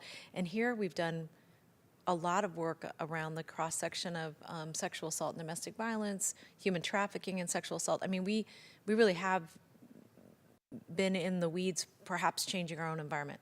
So I'd be interested in getting your feedback on whether or not it makes sense to do that kind of study, and if so, could we look at the intersections that I just talked about? So I'm going to put a pin in that. Thoughts about that from anyone who's, yeah, Nick? No, I think it reflects the work that has been done by the county to make folks feel more safe in sharing that information and also giving them outlets. In reflection of the comments that I've heard, there's a couple of things around the data, around the trends within the 0 to 6 specifically. What does that look like so we know what kind of treatment modality and what we're actually dealing with? The other piece is, as we do prevention, as we reach further out in the community, as we gain the trust, we may also find that those numbers continue to rise. Mm-hmm. And so that's something that we really as a county need to begin to look at and think about. Yeah, all great points. Thank you. Nick? I would also just add the information gleaned, are they multiple families, and getting that information and pulling that out. And I think it's not an easy answer, but it's probably all of the answers that we spoke about. It's not going to be one thing, and certainly as with COVID and as rents and things have increased and families start to share spaces and kids weren't in school and then there's underreporting, I mean, it's going to probably be all of the above.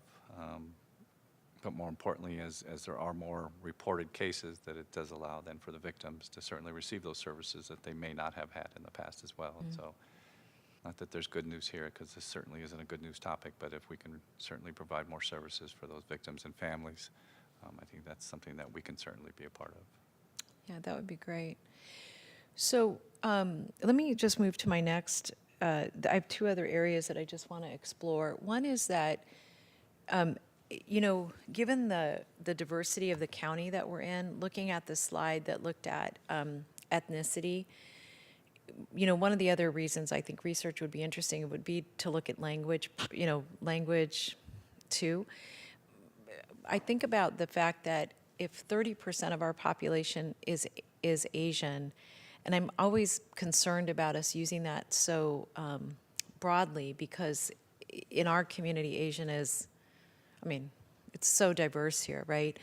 And it's everything from people whose primary language may be Vietnamese to, a Chinese language. So one thing that I would really be interested in looking at is what our outreach looks like cross-cultural and cross-language, so that we are making sure that every family has the information they need to call the CAN Center, or to know when to call 911, or to know when to report.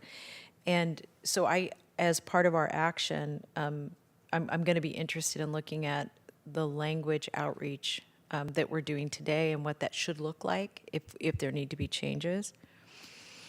And then lastly,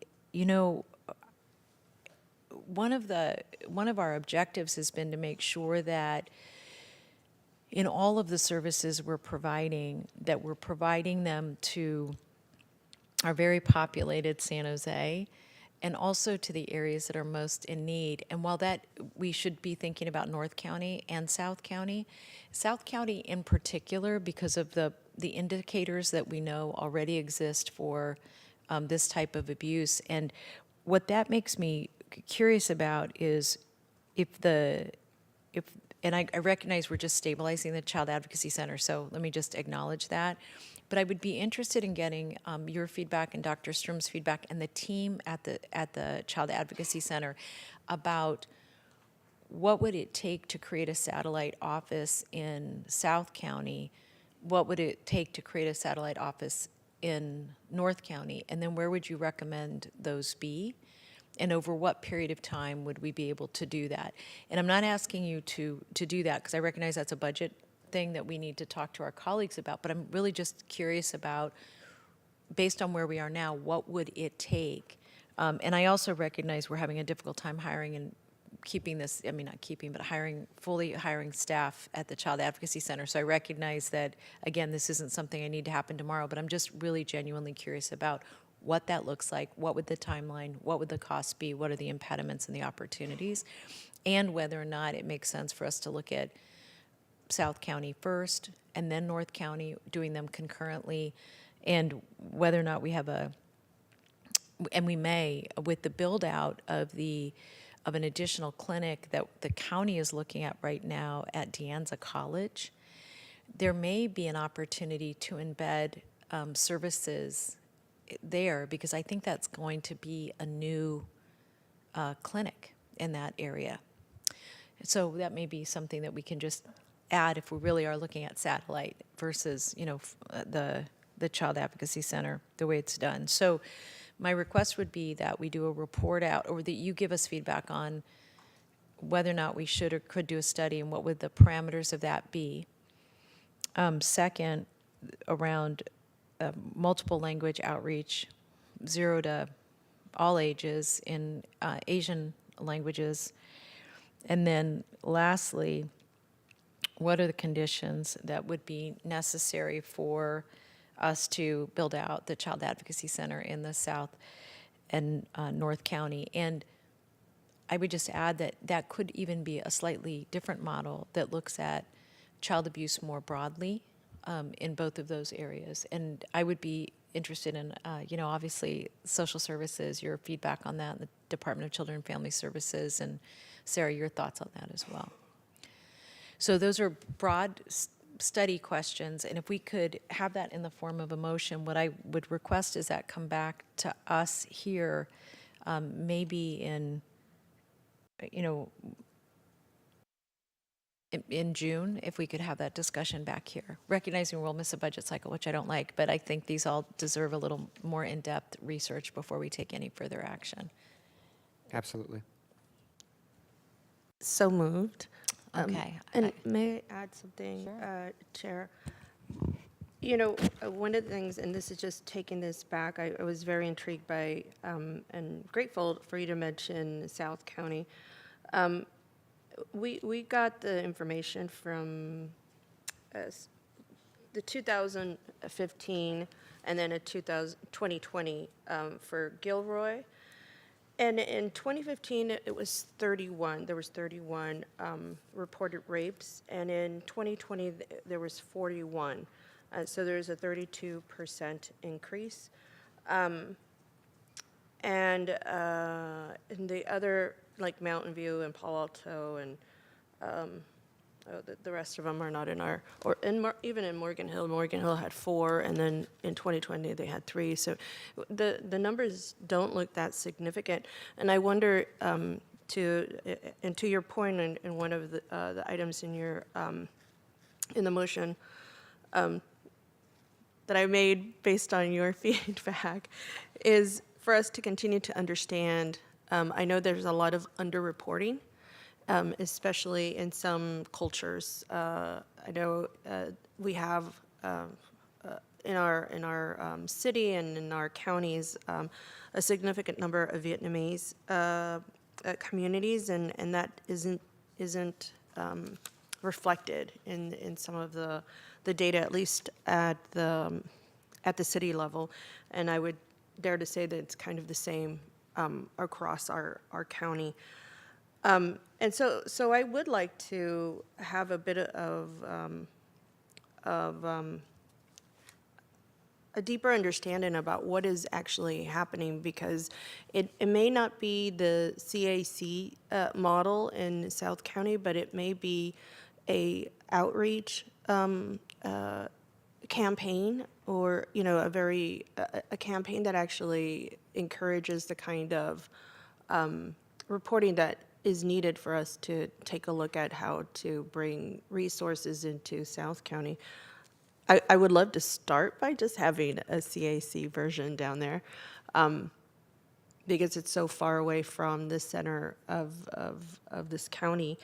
And that could also just be the reason why there's underreporting, right? It's so much easier when folks can just walk in. And I talked about just registration for childcare for camp. So I can't even imagine what that burden is when you're actually reporting a sexual assault crime and involving children. So I love the idea. I think it's absolutely responsive to look at the North and the South to see how this is all playing out.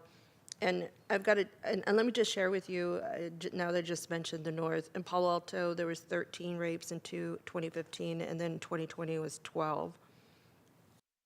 And I think that's the only city up in the North that got listed for me. But anyways, it just, there's different stories for each of these municipalities, and we need to understand it and be very customized to those communities. So anyways, I really appreciate your comments, Chair. Thank you. Great, thank you. So we have a motion and a second. You want to vote us? Vice Chairperson Arenas? Yes. And Chairperson Chavez? Yes. Thank you. Thank you. Thank you for the discussion, and thanks for weighing in to all of you. We're going to move to item 10, which is the Office of Children and Families Policy. Thank you, Chair Chavez and Vice Chair Arenas. Sarah Duffy, Chief Children's Officer. Today I have a brief status report from our office with updates on priority initiatives. The Office of Children and Families Policy, in partnership with Behavioral Health Services, is wrapping up an operational plan to support strategic county efforts in the expansion of school-based behavioral health. Our office and the consultant who conducted the study will return to the CSFC in March with an overview of the plan. With regard to supports for children who have lost a caregiver to COVID-19, through our contract with Bill Wilson Center for Living with Dying Grief, counseling support has been provided through 13 referrals, and funding for this fiscal year will cover up to 25 referrals. First Five is busy with 3 initiatives to increase credentialed early care and education workforce and provide technical supports needed to keep family care providers in the field. The Office of Children Family Policy and First Five will return to CSFC at year end with report on the first year. With regard to the contract between the Behavioral Health Services Department and County Office of Ed to support districts in billing Medi-Cal, one main update is that the first of 5 scheduled learning community meetings was held January 31st, and there were a total of 29 participants in that meeting. I also wanted to note that starting at next month's CSFC, I'll be shifting to verbal reports that focus on legislative updates, emerging trends, budget updates related to children and families, and upcoming events that our office is participating in. So with that in mind, I also wanted to highlight 2 upcoming events that our office plans to attend and has supported planning efforts related to. The first is the Children's Summit, and that is taking place on March 17th at the Santa Clara Convention Center. The event is hosted by Kids in Common, and one highlight will be the presentation of an updated Children's Bill of Rights. Members of the Youth Task Force offered input into this revised Bill of Rights and will be in attendance at the meeting, so we're looking forward to that. Also, on March 23rd, Catalyze SV is hosting an event on designing spaces for women, building spaces that prioritize women and children at the Campbell Community Center. The event will include design and architect firms working to build spaces that prioritize the needs of women and children, and will include community conversation sessions offering feedback from women, including mothers and child care providers. So our office and the Office of Women's Policy has been helping with planning for that event. So both events are open to the public, and attendance is encouraged for anyone interested in child, youth, and family issues. So that is my report, and I'm happy to answer any questions. Great, thank you. Do we have any public comment on this item? We have no speakers on this item, Madam Chair. Thank you. I'm going to close the public comment period. And I just wanted to make some kind of broad comments, and one that I would just say for all of you, when you do verbal reports, I think it's a weird thing that we ask you to do because it's sort of like, well, what's happening on my plate? And so I'll just tell you what we're looking for. Any legislative updates, that's right. We want to know if there's something we should be watching at the state. Second, if there's anything you do want to announce, like here's what we're doing, as from an event. If there's anything urgent that you just want to make sure that we're aware of that's maybe coming in an off agenda or something, but you want to make sure we get our attention. And then the other is if you see trends that you just think we should all be thinking about, because sometimes you're doing your work and you see where it may combine with someone else's work. So we'd be really interested in knowing that.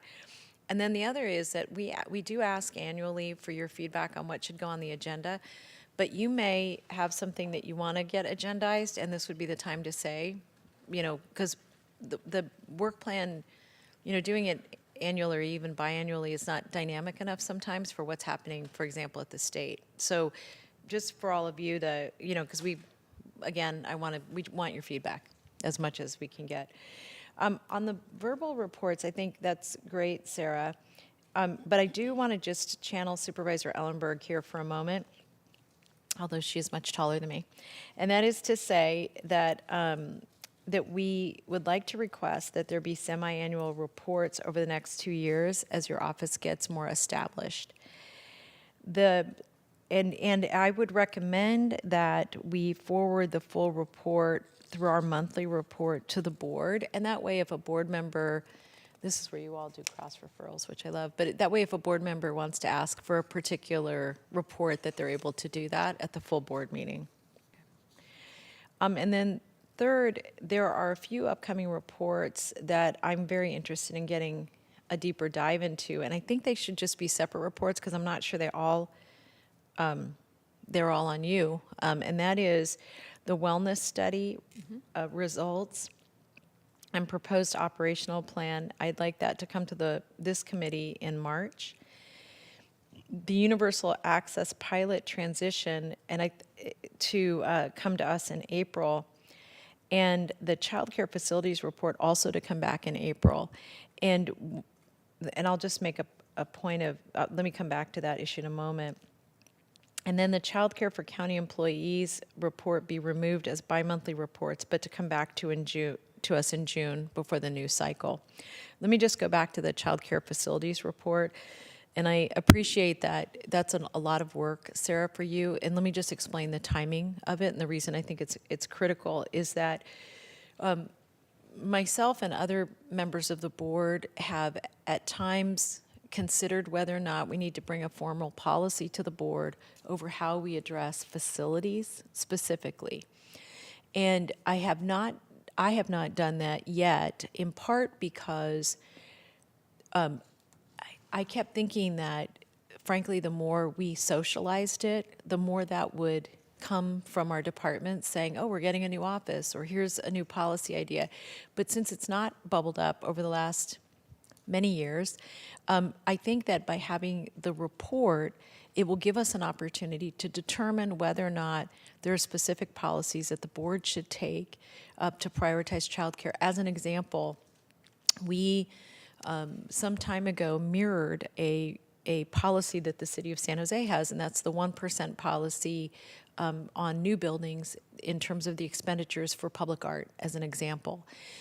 What I have been thinking about is whether or not for every new building that we lease or buy, that there should be a screening for childcare needs for that facility that looks at a screen not only of our employees, but the surrounding businesses or populations that should determine whether or not we consider embedding in childcare facilities. And I hadn't done it because, again, I presume that we would start thinking that way and it would be a more natural part of the work we do, and I'm realizing that's not going to happen. But the facilities report would help us determine whether or not that's an appropriate policy or there's some other mechanism that may make more sense. I don't yet know that, which is why I'm interested in the report. And the reason I'm interested in having it come before June is that since the board has so many meetings in May over the budget, that it's an opportunity for us to determine whether or not we want to put a study or a policy forward before that June break. Okay. So that would be a motion. And I can give it to you, David. I can give it to you on the record, like I wrote it down. Well, I didn't. Someone else wrote it down. So moved. Thank you. Do you have any comments? Oh, I think it was just the school-based billing training sessions with the assistant superintendents of the school districts. I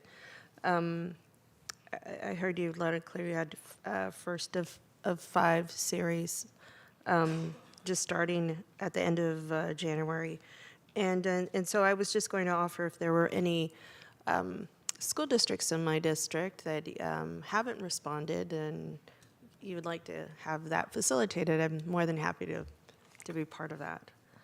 And I think aside from that, the expansion of the school-based behavioral health, it sounds like you'll come back in March with an actual report. Could you talk about that?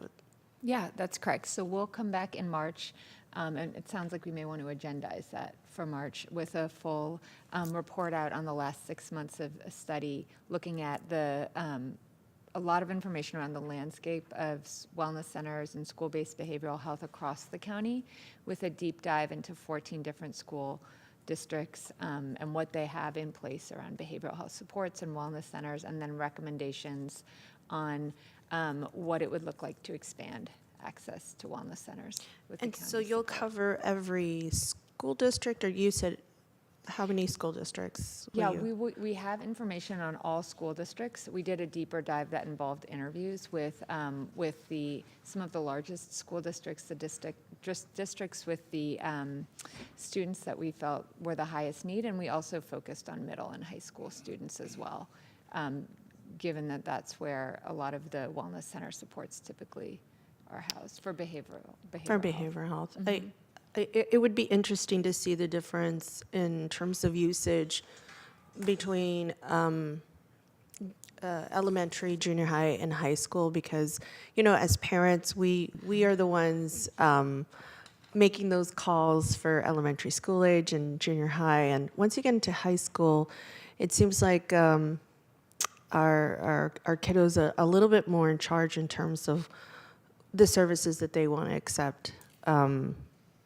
And so it would be great to see the kind of usage that is actually resulting from some of this, the wellness centers. I know that there's a lot of referrals that get done, and I'm sure that each school district has a different kind of carrier or referral carrier, if you will, to get this information out.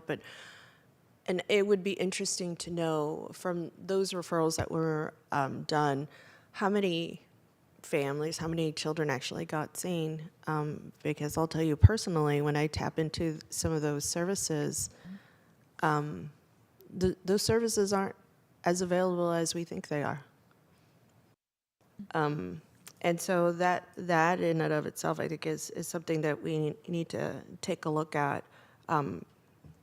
Because even though we're making the same conversation we had earlier, right? We were making assessments, and just simply because you have an assessment doesn't mean that that our children are accessing those services. And so, if there aren't enough behavioral health providers, what can we do in the meantime?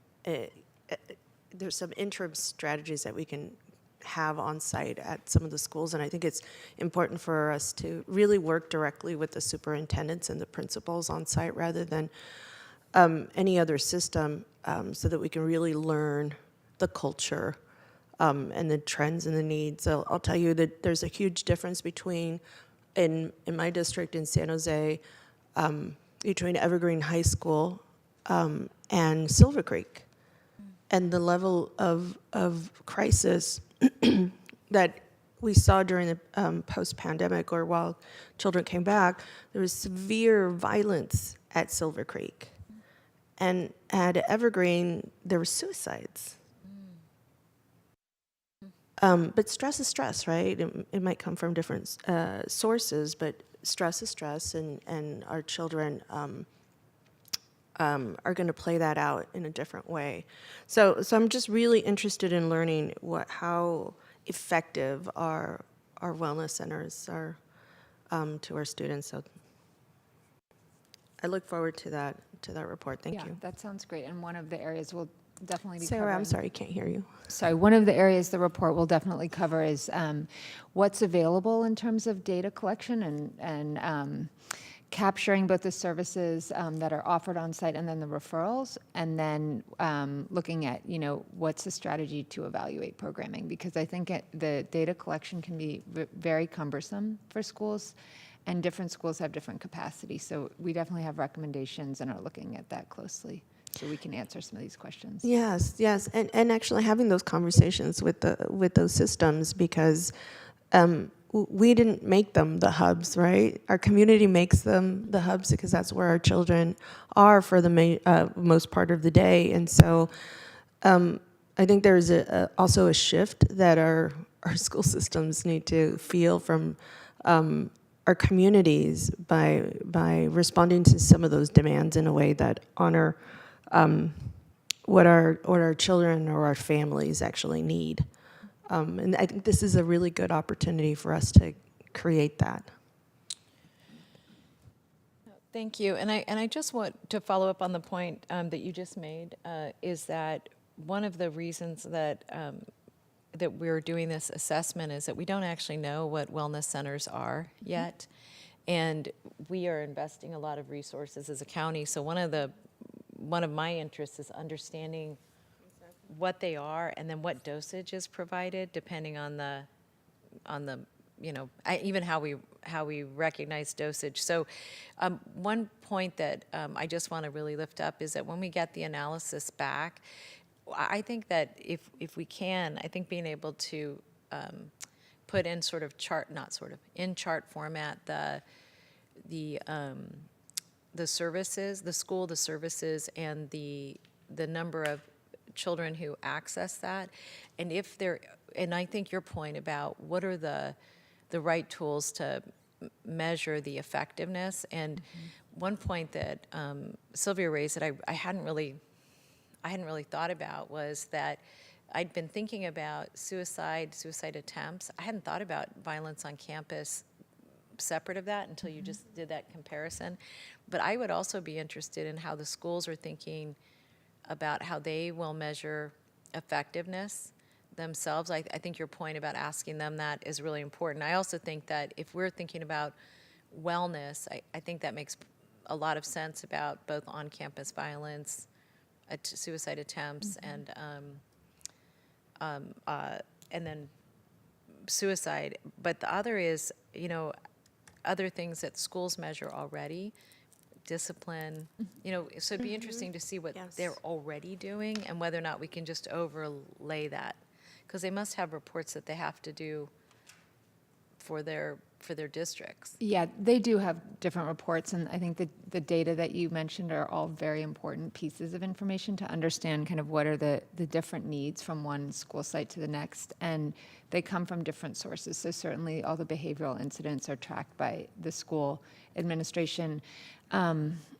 Issues like suicide ideation, that is often tracked on a student level through surveys. And there's actually a group that's formed that our office is part of to look at resuming some of the surveying of students across the county to understand how they're feeling around mental health, around suicide ideation, and look at that trends. That data has been collected for many years, so look at how it may have changed with COVID, because there may be a need to kind of adjust services. That's a really good point. And is that done by a third party? Is that Cornerstone? That is done, that's the California Healthy Kids Survey, and so it's administered at school sites, and then I think there is a contract with a research firm to analyze the data with WestEd. If I'm not, I think that's what it is, but I can come back Dr. on Luna, that. do you know? Yeah, the contract's actually with the state California Department of Education, and they do the WestEd. Yeah. I think WestEd has had that contract for a very long time, and they do administer those surveys in California throughout I think, middle and high school. In the past, what we've done is oversampled where possible. And unfortunately, the requirement or the mandate to do the California Healthy Kids is sort of now gone, and so it's optional. And so generally we get we still do actually have a representative sample for the county, but we don't have, we've lost the district by district representation in the data because we lost the mandate. So the mandate was tied to tobacco funding from many, many years ago. And so there was a lot of incentive built in for school districts to do the California Healthy Kids. And then we were working with school districts to sort of oversample and do additional modules. But with that mandate gone now, school districts could opt in if they want to. But generally, we do have a county-wide trend, but it doesn't give you the ability to compare what's happening in any one specific school district unless we have a representative sample, which sometimes we do get, but it's sort of kind of a mixed bag at this point. You know, one thing that, that's so helpful, Dr. Luna. One thing that has really bothered me for a while, which is that, you know, we're investing a lot in the schools and we are really not asking for much in return. And my thinking is that we should figure out what are the one or two most important things we want from them. And it should really be tied to what we invest in the school districts. And some of the larger school districts have been the more hard to deal with, frankly. And so I say that more because I would say, Sarah and Dr. Luna, as you all are looking at what we most need, I think the answer to that is really data. I don't think it's, and frankly, we don't want to impose policies or anything like that. That's really not within our purview. But, you know, wellness centers, schooling services, after-school money, you know, I mean, we're doing a lot, and we're not saying, great, school district X, we're going to keep doing this, but we need this information. And I think it's a very fair thing to require, not just ask. And anyway, I would leave that to you all to give more thought to, because I know that for some school districts it's a sensitive issue, but I also frankly don't understand why. I really don't. So someone would have, and I've had people try to explain it to me, and all I hear is, we don't want to. I mean, it doesn't sound more compelling to me than that. So anyway, I you know, at a future even verbal report, if you could give your thoughts on that and how to appropriately do it. Yeah, absolutely. There's a group working hard on that in coordination also with Kids in Common and the data book, because I that's think that, great. Yeah. yeah, that student well-being and mental health is really critical, and that California Healthy Kids Survey is a very good tool to measure it. And you can look at the state website and see which districts have done it at which grades over year, and it's definitely over the last 5 years declined when it was no longer mandatory. So I think we want to think about how to incentivize collection, or just have conversations with the districts on how critical that data is. Yeah, and maybe even post-COVID, it gives us a chance to re-engage. You know, that everything we did was sort of in an emergency realm. We were acting as quickly as we could to do as much as we can, and now we should still do that, but with some agreements about the most appropriate way to do that. Did you want to weigh in? Yes, as you were speaking, I was thinking about, you know, the example that I gave between the two high schools and the paths that the students might go down because of the different way that they are demonstrating stress and the issues that they may be dealing at home, or, you know, with their friends, or being back in person. And violence on campus is going to take our, especially brown and black children, down one path that, and you know, this pipeline that we all want to disrupt. And so I also would be interested in learning about, you were talking about, what kind of discipline, I think a little bit of consequence. And I forget how you had mentioned this, but it just prompted me to think about these two high schools are going to deal with these two incidents very differently.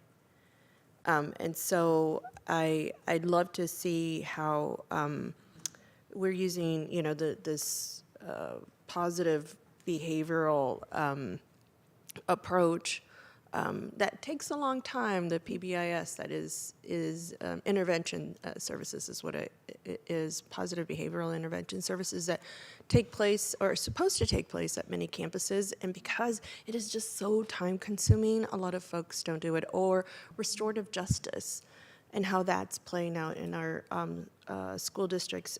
Because if I were to guess, I think it's a much easier to provide a negative consequence to our children and send them off their way. And then here we are going to create a very distinct type of pipeline to prison post-pandemic that we can certainly disrupt with good interventions. And so I'm sure that our probation department is full aware of all of the violence that is happening out there and can appreciate some of what I'm saying. And hopefully what we could do is learn from this and ask for some accountability with the investment of money that we are putting into outside systems so that they can lessen what comes in to probation, what lessens what comes into our systems. So anyways, I was really just thinking about some of those comments after you spoke. But I see a lot of nodding and shaking of head, so. Good. Not sure if anybody wants to respond, but love to hear any feedback, if any. I can just quickly respond to the last point, Supervisor. The report also covers the work that community-based organizations play in interacting with wellness centers, and I think that's where a lot of that positive behavior services work happens, is actually in the connections with some of the nonprofit organizations on campus. So it is a really helpful report in describing some of the relationships between the wellness center and a lot of the support services available to students in different schools. So I think that's where a lot of that work happens, and it'll be interesting to dig into that more.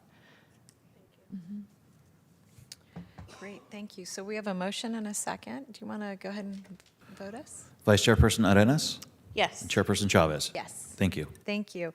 We're now going to go to Nick for a verbal, and then Deborah, and then Regina. Yes, thank you. Just touching briefly on the last topic. So there is a committee that's out there doing the discipline issues with schools, and so not to redo the work if you do have questions. And it's REP, Race Equity and Prevention. They've been doing that deep dive for a number of years now. COVID certainly has put a hold on a lot of that, but they're coming back together again. So just to inform that there is some work already being done around those areas. For the probation department, the juvenile division's preparing to facilitate our biannual client satisfaction survey. The surveys will assist in gathering client voice to improve processes related to customer satisfaction and the quality of visits at the probation department. We've identified previously areas of improvement and would be closely tracking information pertaining to probation officers, clearly identifying purposes of visits and clients feeling comfortable to ask their probation officer for help. These have been very helpful and useful for us over the past few years, engaging with our clients and asking them how their visits are and just getting that client survey, both on our juvenile side and our adult side. And we've been doing it in our juvenile institutions now for a number of years, and it's just a way for us to get better at what we do. So taking the voices from certainly our clients is helpful. And also in 2015, the probation department and court system partners created discretionary warrant procedure. It resulted in juvenile justice pilot program. The discretionary warrants aims to reduce the unnecessary detention of youth who are not a public safety threat, but are held due to an active warrant. The procedure has yielded positive outcomes. Therefore, system partners will be meeting this month to finalize that procedure and move to have the court formally approve and adopt that process. And that's been also very helpful to keep youth and kids out of custody who don't necessarily belong there just because they have an old warrant because they didn't show up to court. So having that two-tiered warrant has certainly helped in the juvenile realm. And just quickly, our numbers at Juvenile Hall are 69, our James Ranch is 21, 69 actually 24 of those youth are kids that we would have gone to DJJ. So they're actually still here. So really our numbers are 45 in juvenile hall. Numbers I think that we should all be proud of as compared to what it had been 10, 15 years ago. Thank you. Thank you. Deborah? Yeah, just to share with you with SSA, we're currently working with County Council and WAHOP's office to clarify language on child welfare legislation for taking custody of children. So it's a little more strength-based with families. Also to clarify relating to statute relating to parental cooperation and reunification with children. Also acknowledging the variations of planning that needs to be happening in the timeframes for parents, and also working with them on a CalSAWS data sharing proposal. AB 236 was passed last year, and that's related to employment services and reaching out to college students, San Jose State and the 8 community colleges. While it was passed last year, we just got funding this year. It allows us to hire a couple of staff people to actually focus on those institutions, to reach out to those institutions, establish relationships with their staff, to develop an outreach strategy to allow, to make sure that the students there that need CalFresh, CalWorks, and other public services actually is able to get those services. In addition to that, we'll be hiring a couple of outreach workers, which we hope will be the students, some of the students there, because we know students have more impact on other students, and provide an internship for them as well to get to know government and like us and come and work with us permanently on a long-term basis. So we're excited about that. The other thing, CalSAWS implementation, it is here. We go live on February 27th. The staff has been working really hard around that. This is a systems change from CalWIN to a statewide system, CalSAWS, for our benefits. And so our system will go down on February 23rd at 5 o'clock for the migration of the data. And then we'll come back up on Monday, the 27th, just to give we have staff that will be on board, really doing a click kind of testing at 2 a.m. to 5 a.m. on Monday morning, the 27th. So we'll take them plenty of coffee and donuts to get them through that. And there will be a command center there that will be established at 333 West Julian, which will be a partnership of TSS, DEBS, and also CDSS staff who are working on CalSAWS. So we're excited about that. We also know we're busy. Redetermination for benefits are coming up, effective on April 1st. We have letters are going out, not only from us, but from CDSS. Text will be going out and other email messages going out to our clients. Clients will be redetermined based on the month that they were enrolled, so it's not everyone at once. We've put in play the staffing and the request for overtime that would be necessary in order to get that done. So we're feeling pretty good about that. County directors are meeting weekly with DHCS around it and their strategy. So that's going on there. Last but not least, on DFCS, they're working on their 5-year systems improvement plan that should be done around the third quarter of 2023. We're also partnering with the Children's Summit.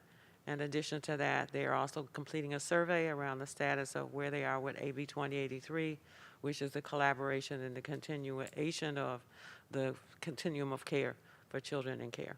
That's for us. I'd be open to any questions or comments.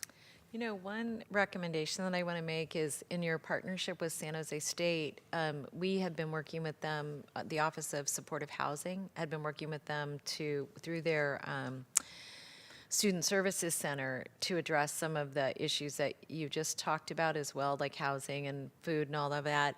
And what I would like to do is actually connect Deborah to Lisa, who is the Chief of Staff for the new San Jose State President. And the reason is that integration of those services is actually really important. And the students have given us mixed reviews on the Student Services Center, which is in part where we need to really embed. And so I think it's worth just talking to Lisa about that. And then there's a student group called Shaw that we should also connect somebody on your staff up with, just so they can understand how the students are looking at the service needs on the campus. Okay. We'll do that, and we also recently got awarded a grant from the Department of Labor for $3 million to really look at some employment initiatives. Excellent. And so we just got that notice this weekend, in fact, and so we'll be working with the county exec's office and others around that employment initiative, what that should look like. That provides us opportunity to extend and expand upon the services we're providing folks who are in CalWorks. That's excellent, and we are hosting a meeting between executive staff at the county and the new and the continuing executive staff at San Jose State.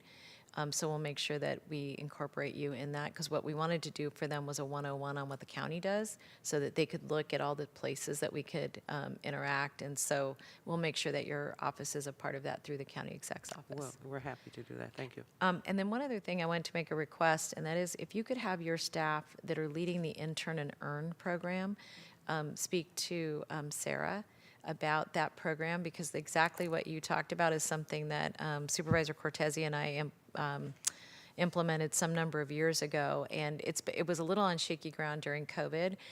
But the thing I love about the Intern and Earn program is it's really targeted at foster youth, and the same, actually very similar group that we were talking about for the summer programming.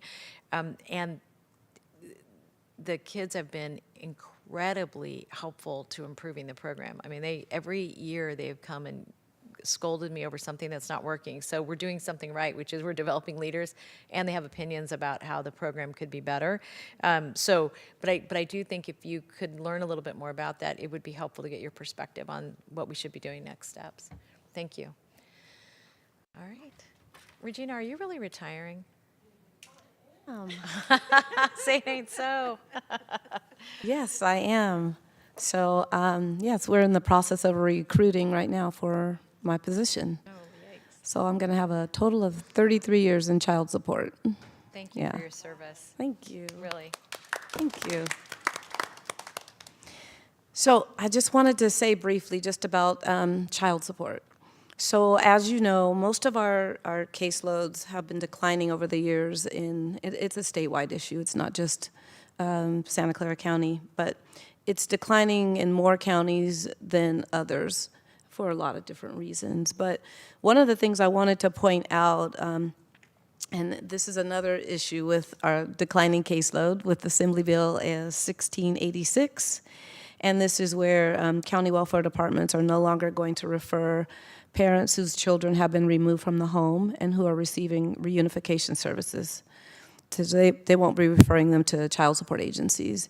And the only exception to this new policy is if a parent's annual income is greater than $100,000 and a referral to the child support agency will not pose a barrier to reunification. So we're just concerned that there won't be many referrals because a burden is being placed on the caseworkers to assess the parent's economic situation and determine that a referral to the local child support agency will not pose a barrier to any proposed reunification plan.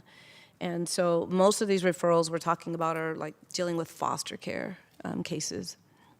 So that's one thing I wanted to point out. And then another one is the full pass-through.